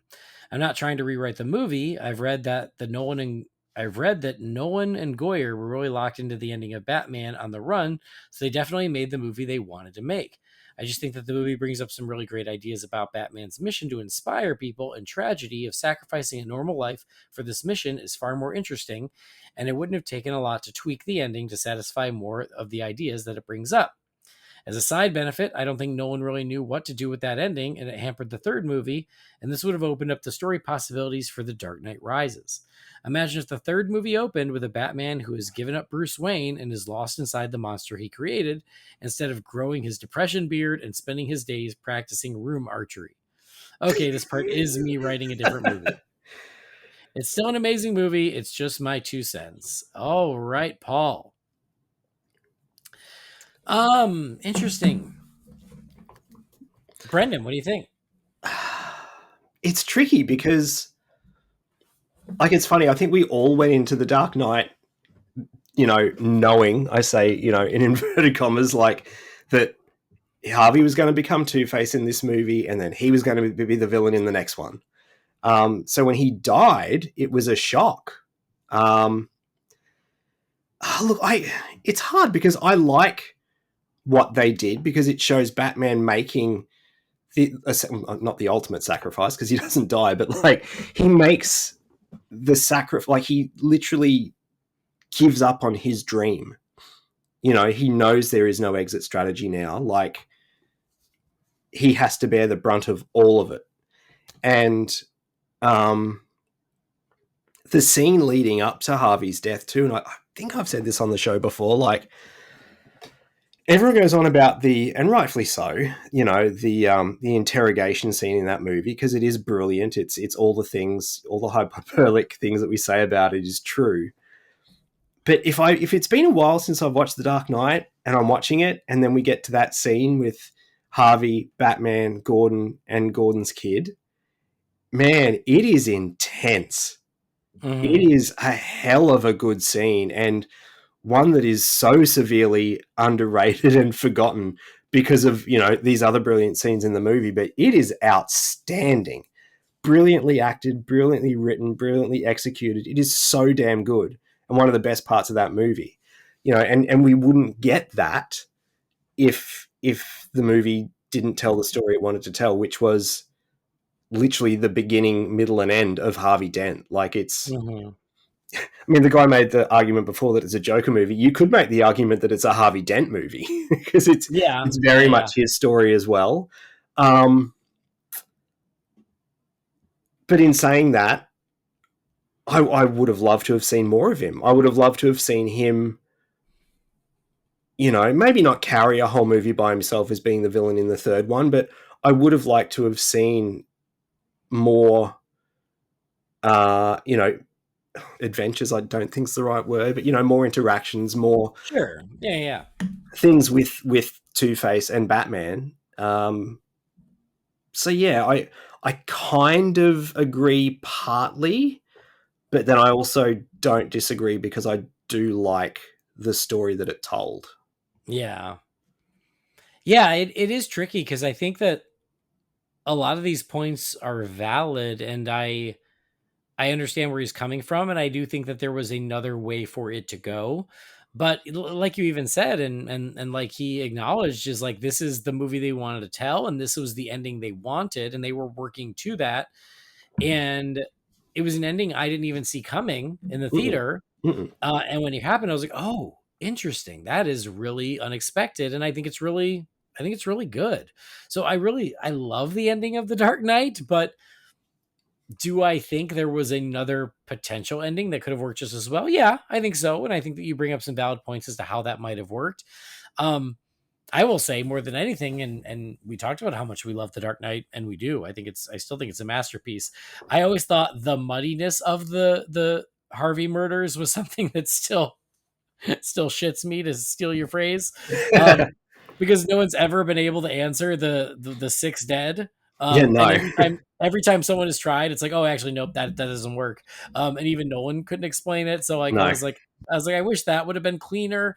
But that aside, the idea is sound in that, Batman sacrifices his own, his own reputation, his own life, essentially, not literally, symbolically, to protect the legacy of someone else, because in effect he's also protecting the soul of Gotham. I think that that's a really interesting story that we hadn't seen before. So yeah, I get why they told that story, and I still like it, but I also think that there's some good ideas in what was written here. I do wonder if, going back to what we were talking about before, if Rises had have been a little bit more satisfying, if he'd still have the same opinion. Yeah, that's possible too. Yeah. Interesting. I would call this a hot take. I would call it hot. I mean, it might be flirting with Michelle Pfeiffer. I think it might be the first time I've ever heard someone say, I don't like the ending of The Dark Knight. Is it would we say it's Anne Hathaway then? Oh, Still I think smoking hot, but not quite as hot as Michelle in that suit. I don't know. I think they're kind of equally hot, so I don't it's hard for me to put one over the other. But it's a Lee Merriweather then. It's Lee Merriweather. Sure. Yeah, pretty hot take there. All right. Next one here, it's from Michael. It says, even though Joker is one of the greatest and well-known Batman villains, I believe both Ra's al Ghul and Bane are his biggest threats. Yes, we've seen so many renditions of the Joker in all media, like comics, video games, and movies. However, with Bane being an intellectual equal and physically superior to Batman, and Ra's al Ghul being basically immortal and having the League of Assassins under his command, they both pose a bigger threat to Batman than Joker. Don't get me wrong, I love the Joker, but with other villains out there posing a threat to Batman himself, I think both Bane and Ra's are superior to the Joker. Okay, Michael. All right. I know that somewhere Jamie is cheering you on. Yeah, particularly for the Ra's one. Yeah, I thought the same thing when I read it. I thought it was a Jamie really suck account for a bit. But it could be. It could be. This could just be Jamie, and he threw Bane in there to try and throw us off the scent. We know it's you, Jamie. What are you trying to do?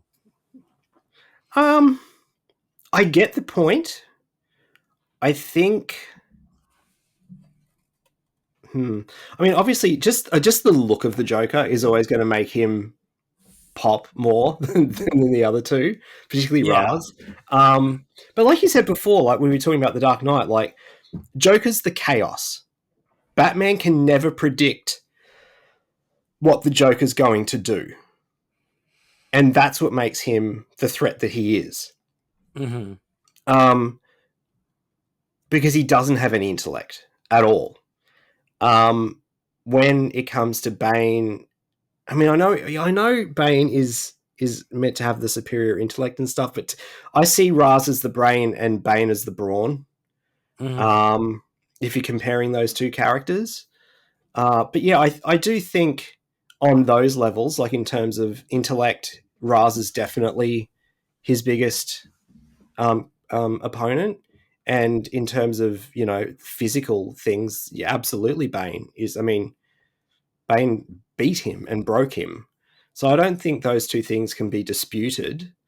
I just think Joker will always be the top of the pile just because he's the Joker. He's so well known, and there are people who love the Joker more than or as much as they love Batman. Mm-hmm. Speaking of Sean Gerber again, it's a tricky one, but I can't quite meet you there. Yeah, no, I agree with you, and because I think that Michael, I think your points are very valid. I think Bane and Ra's are just as big a threat to Batman as the Joker is, but in a different way. Like all the reasons that you put out there. Yes, and which is why they exist. The reason Bane was invented because they wanted someone who was even more dangerous than the Joker to break Batman's back. So no, I think your points are valid. I think that the reason the Joker is still the big dog, I think the reason the Joker will always be the yin to Batman's yang is because much like Batman, he also has a versatility to him. Whereas like Bane and Ra's, those stories tend to be of the same ilk, whereas Joker has such a storied history and has played in so many different sandboxes and has had so many different tones that like he is a villain that is just as versatile as Batman, the hero, and the Joker can do something just for kicks and not hurt anyone, but scare the crap out of people. Or he could kill 1,000 people in public just because he thinks it's funny and everything in between. And I think that it's that the unpredictability, unpredictability, but also just the fact that the Joker works for Batwheels and the Joker also works for the Dark Knight and also works for the Todd Phillips Joker. Right. Whereas I don't see Ra's al Ghul wheeling around with the bat wheels, and I just think the Joker has that same versatility that Batman does, which is why he's just always going to be the number one. Yeah, I agree. So hot? How hot would you call the steak? Hot? I don't know. Hot? Yeah. Yeah, I'd say hot. even though valid. Yes, agreed. All right, this next one is from our pal Aaron Cajanto. I've been dreading this one. See if you guys are still friends after this. He says Jason Red Hood is the most important Robin. He highlights Bruce's failure. He is a constant reminder of the risks involved with being a vigilante. Also, the Arkham Knight Genesis is a much better origin for Jason. He's actually tortured for over a year by the Joker and forced to watch Batman replace him. Well, that second part, I didn't even know. No, So the Arkham Knight Genesis, I didn't know about that, but just based on what you put here, yeah, that honestly sounds like a pretty good spin on the Jason Todd backstory. So I, not knowing all of those things, I'm like, yeah, I totally get that. As for Jason being the most important Robin, I'll go first. You can sit and think. It's I've been another thinking one about this one where for days. I'm going to answer it. it's another one where I totally get your point, and I always think that I wouldn't say the most important Robin, at least not from my perspective, but he plays such an important part in Batman's journey because yes, he is the cautionary tale. He shows what happens when this can go wrong. Why taking a partner maybe isn't always the best decision. Why not waiting until someone is ready could go the wrong way. Someone with the wrong personality could go the wrong way. Like, this is the cautionary tale of Robin. And I think that is really important. It's important for the journey. It's important for Batman, and it's important for the story. And for all those reasons, it's why Jason should have stayed dead. So I agree with you. He's incredibly important to the story, but I think bringing him back as the Red Hood Punisher takes away a lot of that, which is why I always wished he stayed dead. I'm going to agree with both of you because, and not to not want to cause offense. Like, I know Aaron has a Red Hood tattoo. Like, he loves Jason Todd and that character. I absolutely agree that he is very important, but I agree with Andy's point is that for him to be important, he needed to stay dead. He needs to be the cautionary tale. He needs to be the constant reminder to Batman that there are consequences to what he does and who he brings into the fold, in his crusade against evil. I'll go back to when I first got back into comics again in 2005, was literally right at the point that Under the Red Hood was the monthly issues. I friggin' love that story. And it's, to this day, it's still my favorite Batman animated film. Love, love, love, love, love Under the Red Hood. Think it's great. But, after that aspect of the story, I kind of lost track of the character too. Like, I didn't follow his adventures so much anymore. So it's a tough one because, if he stays dead, he serves the point that what makes him important. But then if he didn't stay dead, we miss out on a great comic run and an even better animated film. So yeah, I'm kind of on the fence with it. Yeah, I mean, and again, it's one of those things where I've accepted that Jason's around now. He's the Red Hood, but yeah, I get it, and that's cool. It's like the whole cautionary tale is less of a cautionary tale of, oh, he survived and we're friends now. Yeah. And that's where we are. So yeah, but I know that Aaron loves Jason. How hot is this take?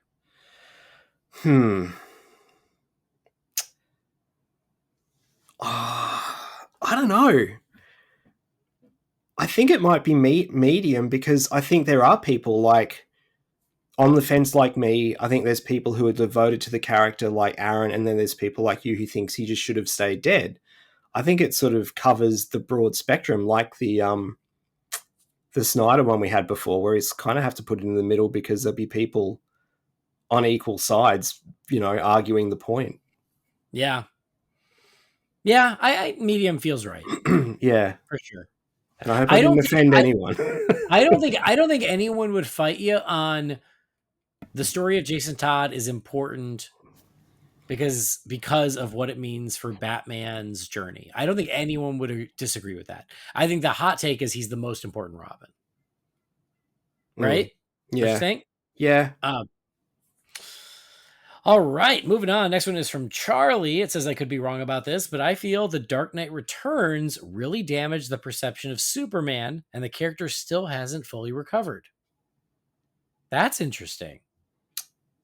I don't see that at all. To be perfectly honest.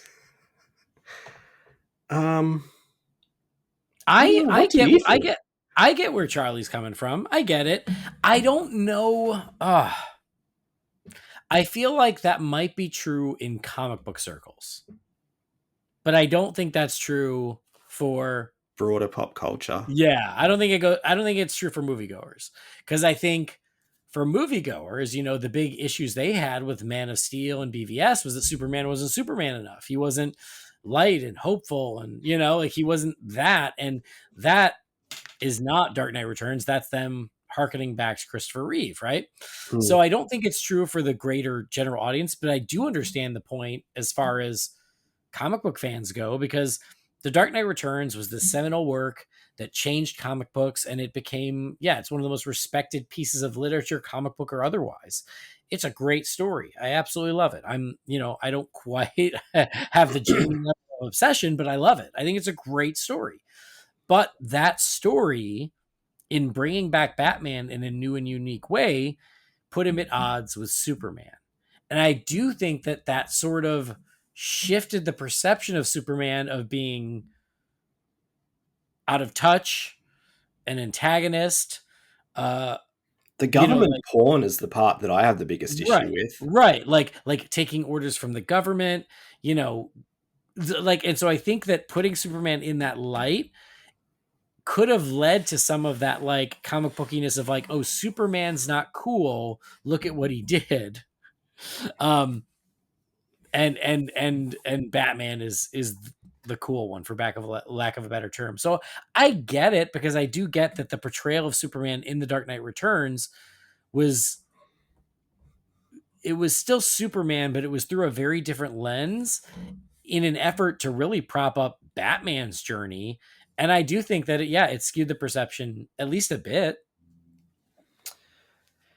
Yeah, I don't know if I can agree, because to me, Dark Knight Returns is its own thing. Like, to me, it's not canon. It's this great, wonderful masterpiece of a story. And I get kind of like under the red hood, to be honest. I think it works better in the animated movie than it does in the comics. But I don't know. It's never the take on Superman.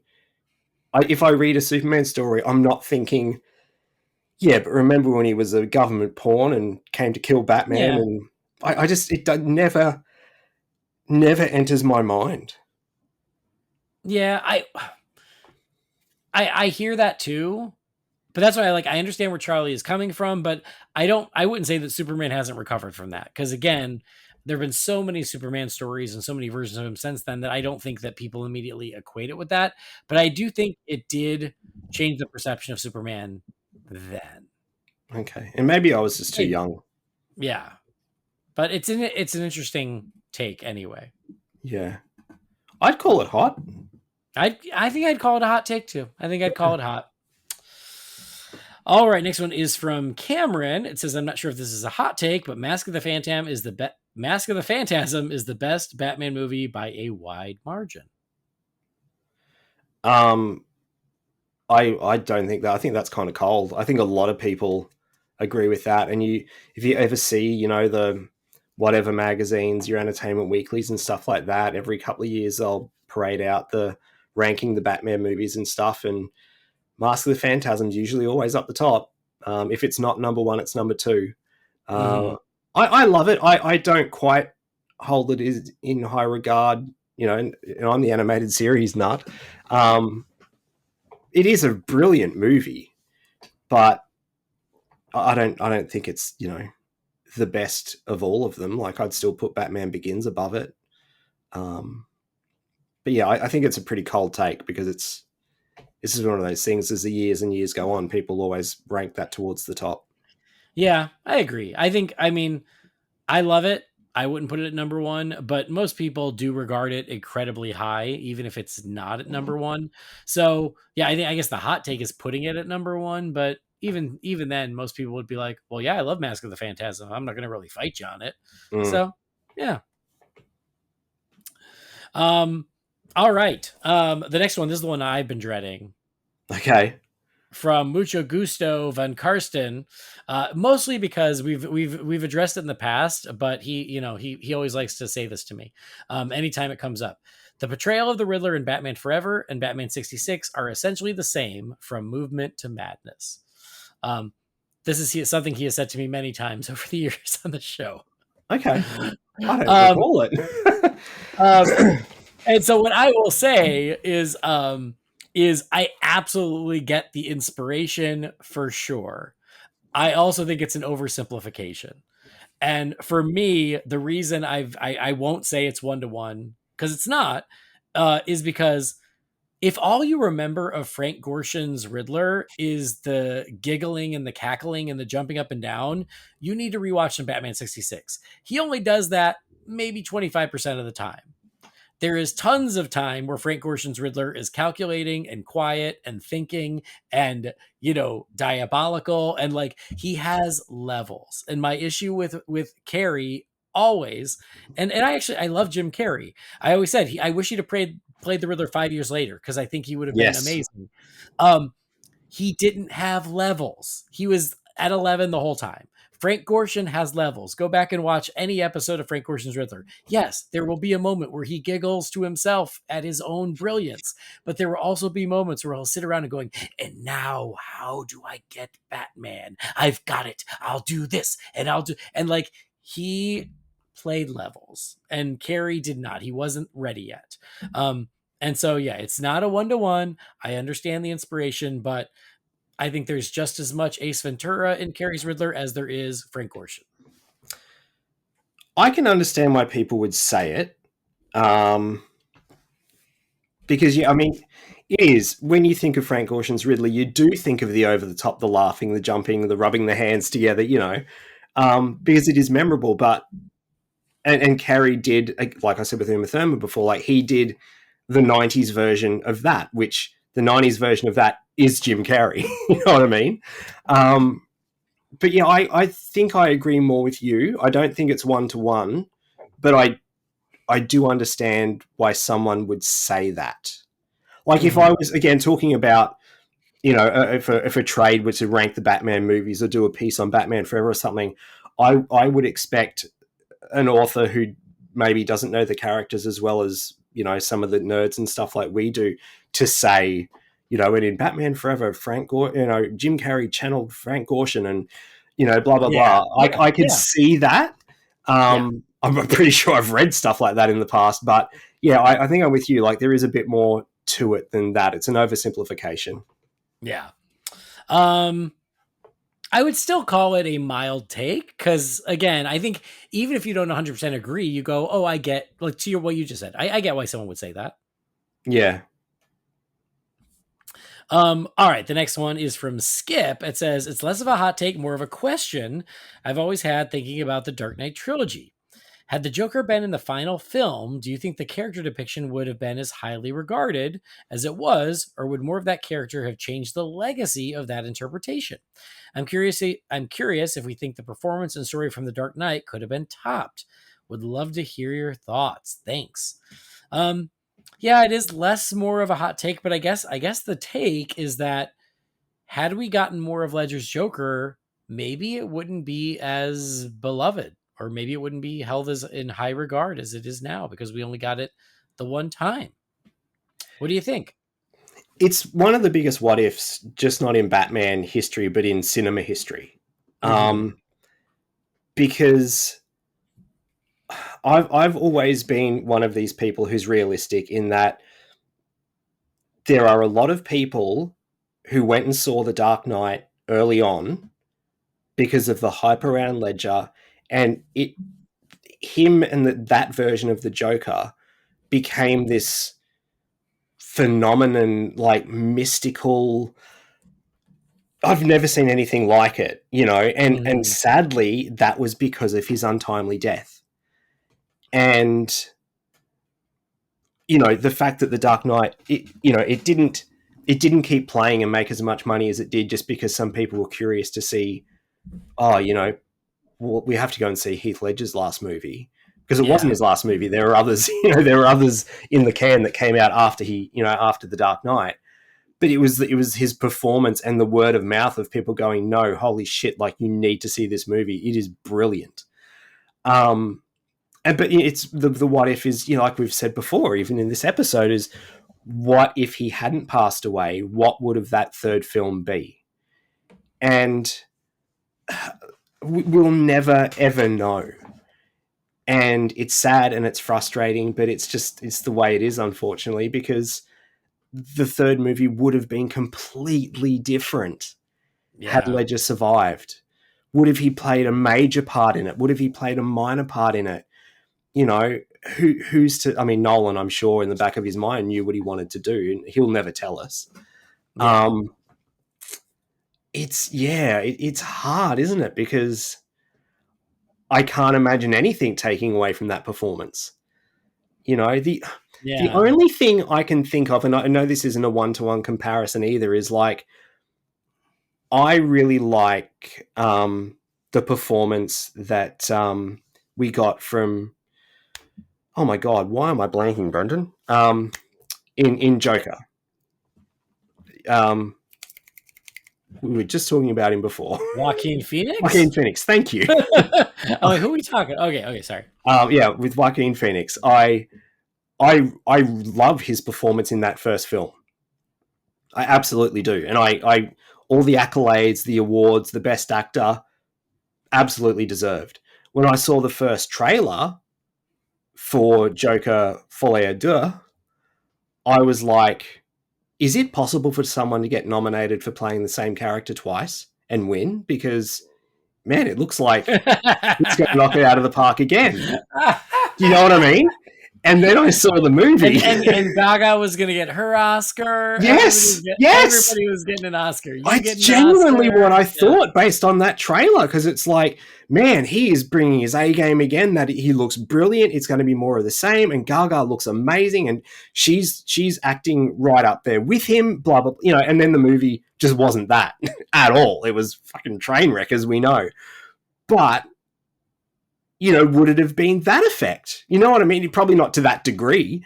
So, see, I can understand what he's saying, because that's where my brain went to when he said it. It's like, actually, yeah, a really, really brilliant Joker performance did get damaged from a second go around. And so I don't know. I honestly don't know. I think it's a hot take, and it's one that I hope wouldn't have been the case, but because we'll never know, that's a really, really good one. I like that question. It's an excellent question, but I will, and it does give you something to think about, because it is a big what if. We just don't know. But I would wager that Joker was not going to be the main villain in the third film. No, I don't think he was ever going to be the main villain. It would have shocked me if he was. And so I don't think, even if he had continued on, I don't think that would have hurt the legacy of The Dark Knight. Because The Dark Knight Rises, as we already said, people like it, but it is a far more mixed reaction than The Dark Knight. And that doesn't make people not like The Dark Knight. So I don't think that even if he came back for a supporting role or a cameo like Cillian Murphy, I don't think that would have affected the response to what he did in The Dark Knight. Because that movie, again, who knows if it would have been the same level of phenomenon that it was if he hadn't passed away. We have no idea.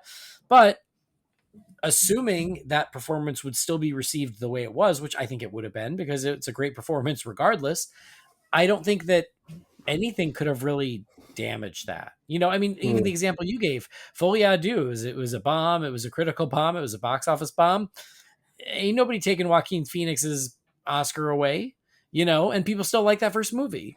And that's kind of where the more you're talking to it, kind of does become a little bit more of a one-to-one, is because you've got a movie with a well-respected actor doing a take on the Joker that the movie blew up and became a cultural phenomenon.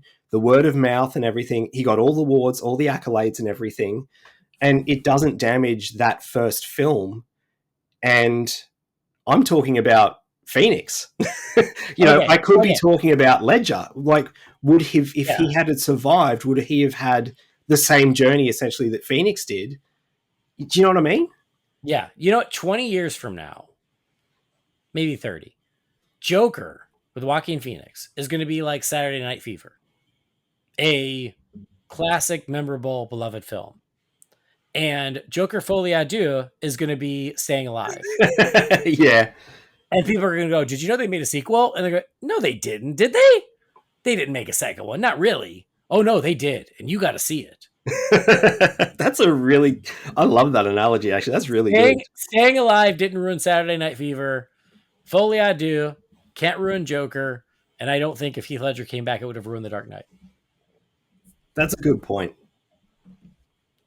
And that's all I have to say about that. I think it's not quite a take. I'm gonna put it as medium though, because it's at least an interesting question. What do you think? Same.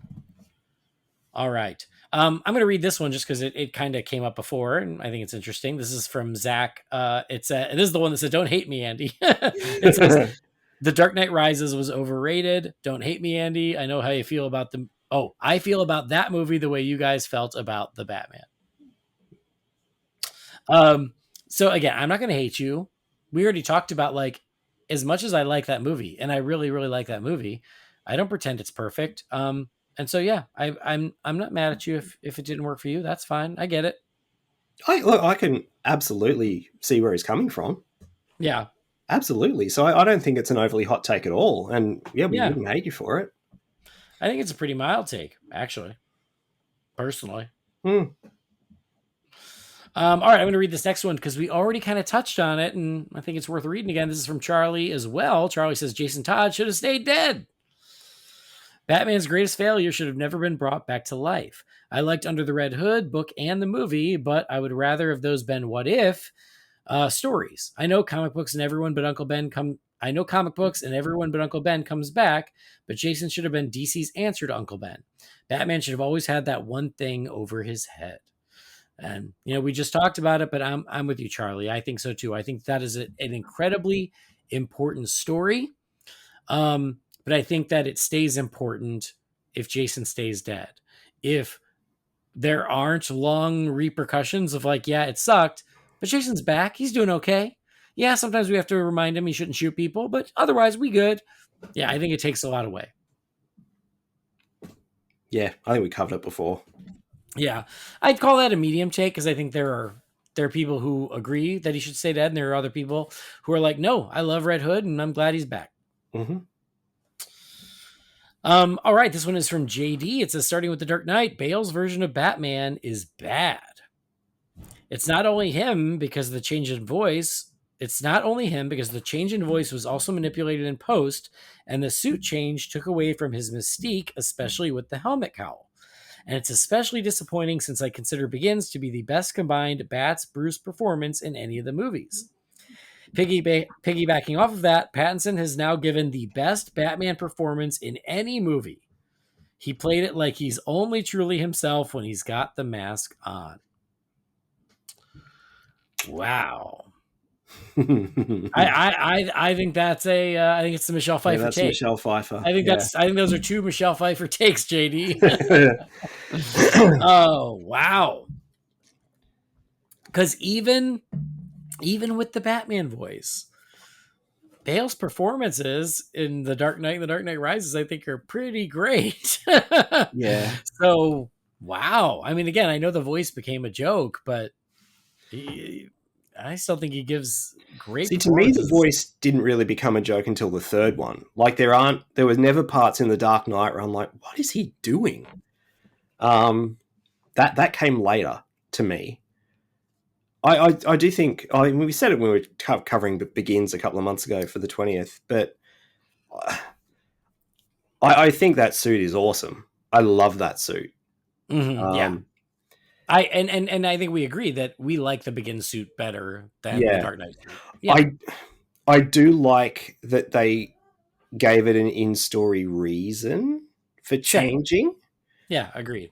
But yeah, I don't think it's bad. I just think the Begins one is better. Yeah, same. But no, this one's pretty spicy, JD. And again, much like Jim earlier, I give you credit for coming in hot, and that's what I asked for. And thank you.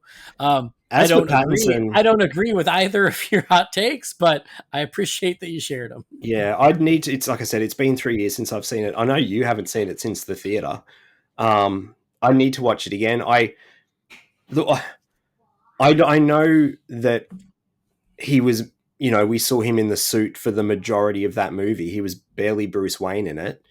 So for that part, I can maybe see why people would think that he was only truly himself in the costume and everything.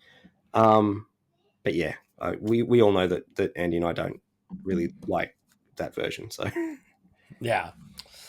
All right. Well, we're coming up close on 2 hours, Brendan, and we have a lot more hot I takes know to this go. thing, and I want to do ours.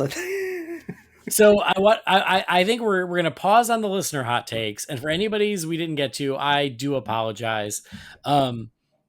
Yeah, I just it's your own fault for being so responsive and giving us so much good And stuff you to know talk what? about. It kind of works out because if, with scheduling and everything, like if you can do a part 2 and get Drooly on, it's kind of, yeah, it's not the three of us together, but we still get to hear from both of us.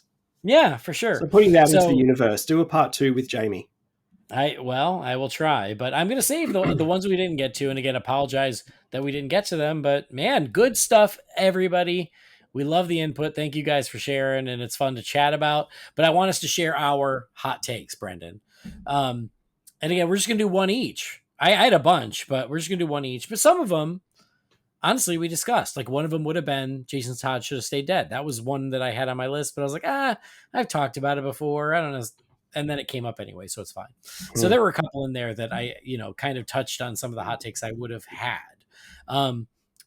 But I picked just one for tonight. And do you want to go first? Or do you want me to go first? Oh, your show, your call. What do you want to do?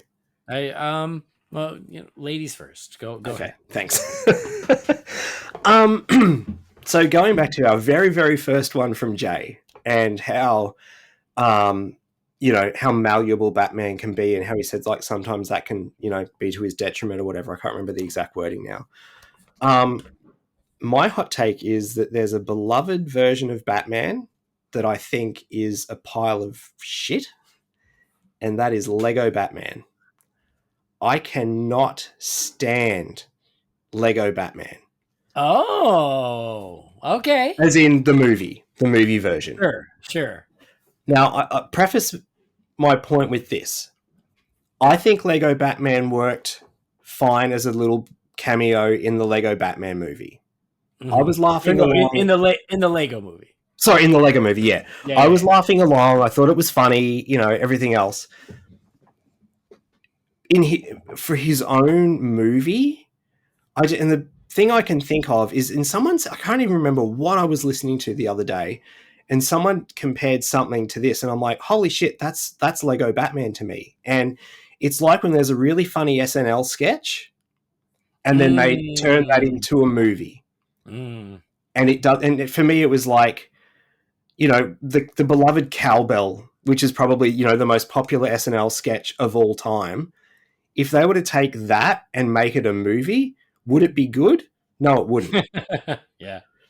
And to me, that's what the Lego Batman movie is. Now, I have no problem with comedic takes on Batman. 60s can be funny. Brave and the Bold, the animated series, is funny. I'll even go so far as to say, to me, and this might be a hot take within a hot take, the Batman and Harley Quinn movie, to me, is funny. Because Batman plays it straight. Batman's not the cause of he's not the reason why you're laughing. He's not the one making the jokes. And that's where the Lego Batman movie just does not work for me.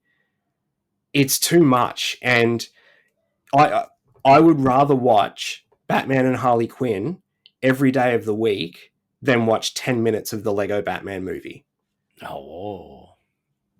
And again, like I've said before, to me, 2 minutes into Batman and Harley Quinn, my brain was like, oh, this is a comedy. They're making a comedy. I think the mistake there is with the art style and everything, we were expecting, a new Batman the Animated Series movie, and that's not what it is. And the second I accepted that, I can watch that movie and laugh my ass off. I think it's hilarious. But again, Batman plays it straight. And that's where the Lego Batman movie gets it wrong, and why I cannot tolerate that version of the character and that movie. And I know people love that version of the character in that movie, but I can't. I would rather watch The Batman than watch the Lego Batman movie. Let's not get crazy. I'm serious, man. It just drives. Yeah, I can't do it.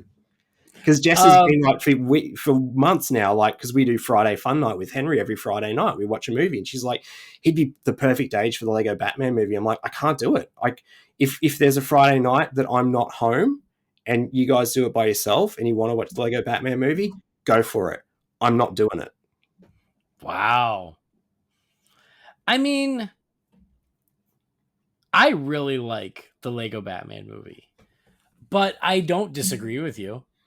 I completely understand where you're coming from. I think that's totally valid. And I think that's why I don't quite love the Lego Batman movie. Is for that very reason. Because it doesn't quite feel like Batman because he's too much of a joke unto himself. Yeah. I still have fun with it. Harley loves it. We watch it rather often. So I enjoy it. But no, I totally get where you're coming from as far as that goes. And you're right. In small doses in the Lego movie, he was a scene stealer. You give him his own movie, it's a different story. So I totally get where you're coming from. I don't know where you'd rank it on the spicy level. I would rank it hot. Okay. I would rank it hot. I feel like it's a pretty well regarded movie. And for you to be like, I will never even watch it, I think is a hot take. Okay. Because saying it's not my favorite, I feel like that's pretty mild. But like you hating it, I hate it. I really do. Yeah. All right. Well, maybe I should have let you go last because I don't know if mine is. I mean, I don't know. We'll see. Here's my hot take, and it's more comic book based, so you're going to be completely lost. Here's my hot take. The Bat family has gotten way too damn big. There are too many of them. I love the Bat family. Absolutely do. I want to see the Bat family on film. The Bat family has gotten so ridiculously large with so many characters that it's absurd. And we need to thin out their ranks. Because you've got Batman, and you got Robin, and you got multiple Robins, and you've got Nightwing, and you've got Red Hood, and you've got Tim Drake Robin, and you've got Damian Robin. You've got Barbara Batgirl. You've got Cassandra Cain Batgirl. You've got Stephanie Brown Batgirl. You've got the Signal. You've got I don't Batwing. even know who that is. You've got Batwoman. You've got freaking Ghostmaker. Like the Bat family is out of control, and we need to stop. I love the Bat family. We don't need more than a couple of them. A few years ago, there was a comic book story. I think it was a Scott Snyder one, but I might be wrong. That was called Death of the Family. And it was a pretty good story that in the end had no balls and nothing ever changed. But I want them to rewrite that story, but I want them to stick to the name and do the Death of the Family.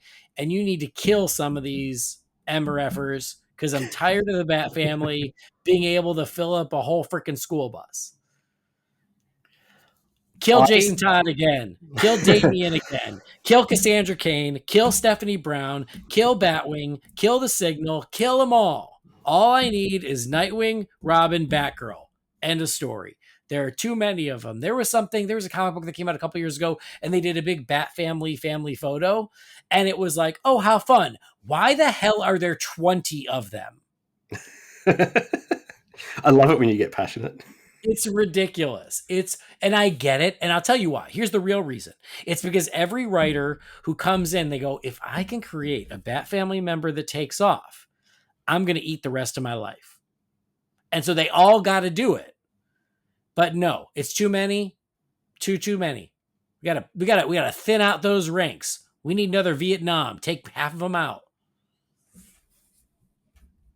Okay. I was just Googling the Signal. I honestly had never heard of that character. Well, he was Duke Thomas, and then he became the Signal, and he looks like a yellow Power Ranger. Yeah. Look, I'm not going to disagree with you. And do you know when I thought that? Back in, was it Rebirth? When there was like the Batman family, was it Detective? And friggin' Clayface was in the Bat family? Yep. I'm waiting for you to mention Clayface, because even back then I'm like, the fuck is he doing in there? Like, I'm sending you the family photo because it also includes Catwoman. It also includes Huntress. There's too many damn people. To me, the Bat family is Batman, a Robin, Nightwing, and Batgirl. That's what I said. That's all I need. That's all it should be. That's the Bat family to me. It's okay to have, like, I don't have a problem with Batwoman, and I mean, not that I've read a lot of them, but like Batwing, like I know is it's Lucius Fox's son, isn't it? Yeah. Yeah. Like I don't have a problem with them having Bat-related characters on the outskirts, but they don't need to all be part of the family. You know what?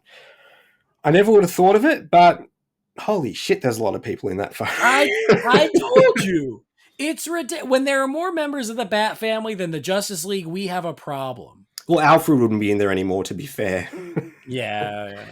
But yeah, I is that Katana? No, that's Cassandra Cain. Okay. Yeah, you know what? It's one I never would have thought of, but you're absolutely right.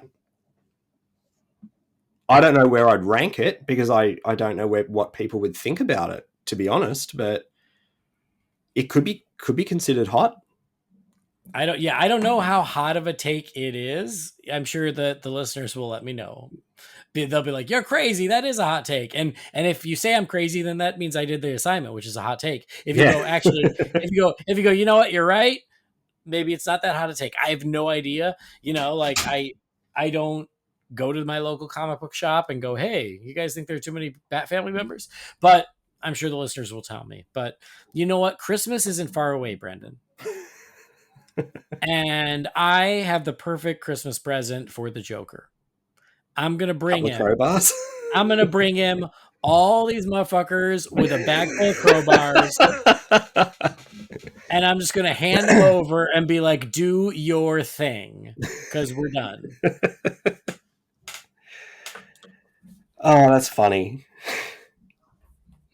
Look, yeah, now that you've pointed it out, I don't disagree. But like I said, I had issues, what was it, 7-8 years ago with it was you thought it was bad then. Like, yeah. Yep. All right, there you go. That's my hot take for you. Interesting. I like it.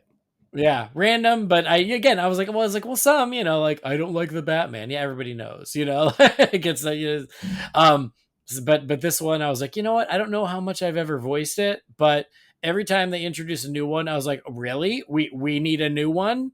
Yeah. Oh, okay, great. To the point where they're like, what the hell do we call this? We've used every possible word for a person. So I guess he's the Signal. Yep. And that photo you sent me, Batwing's not even in it. I know. There's some even missing. Yeah. All right. There you go. There's my hot take. Interesting. Anyway, this was fun. And I hope everybody at home isn't too mad at us. Excellent. Yeah.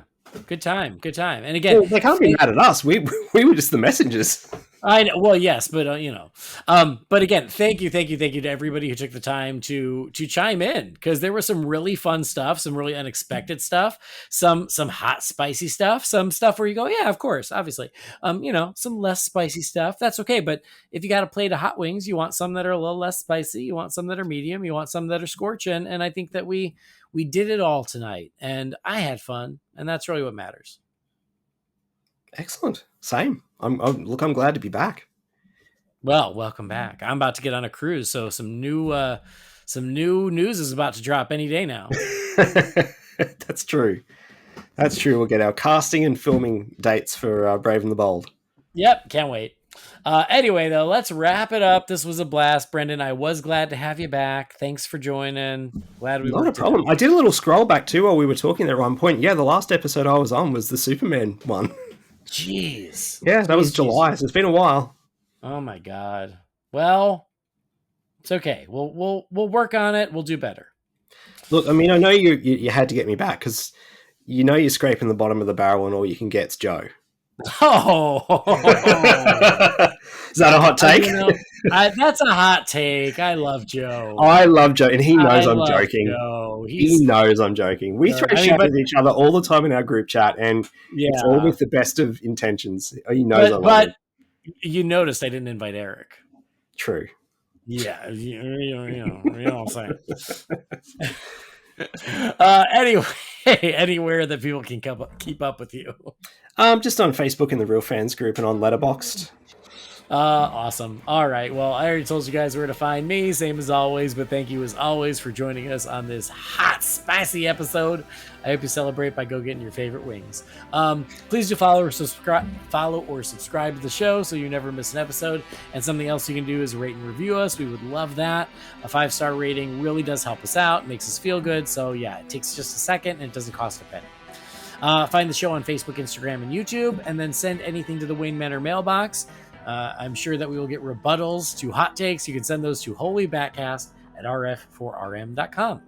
Our theme music was created by the talented Gaurav Venkateswar. You can find his work at gvtunes.com.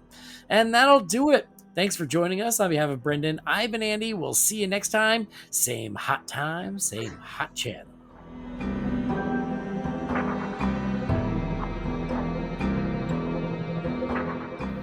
Holy BatCast is not affiliated with Warner Brothers or DC Entertainment. The views and opinions shared by the participants are theirs and theirs alone and do not represent the companies or organizations they happen to work for.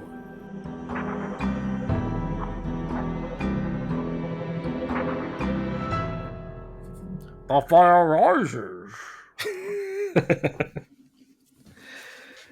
I was nearly going to blurt out another one, but I didn't. Oh yes. Bonus hot take? With the comics and everything, and because I won't be on the second episode, I don't know if you want to save this for that or put it as the tag for this one, whatever. I think Scott Snyder wrote one good Batman story, and he's been given a free pass ever since because of that one good Batman story. I'm with you. I think that's true. I think Court of Owls was very good. Mm-hmm. And then that's it. Yeah. And now Joe and Eric are never going to talk to us again. Nope. Win-win. Yeah. Hey, this is totally worth it.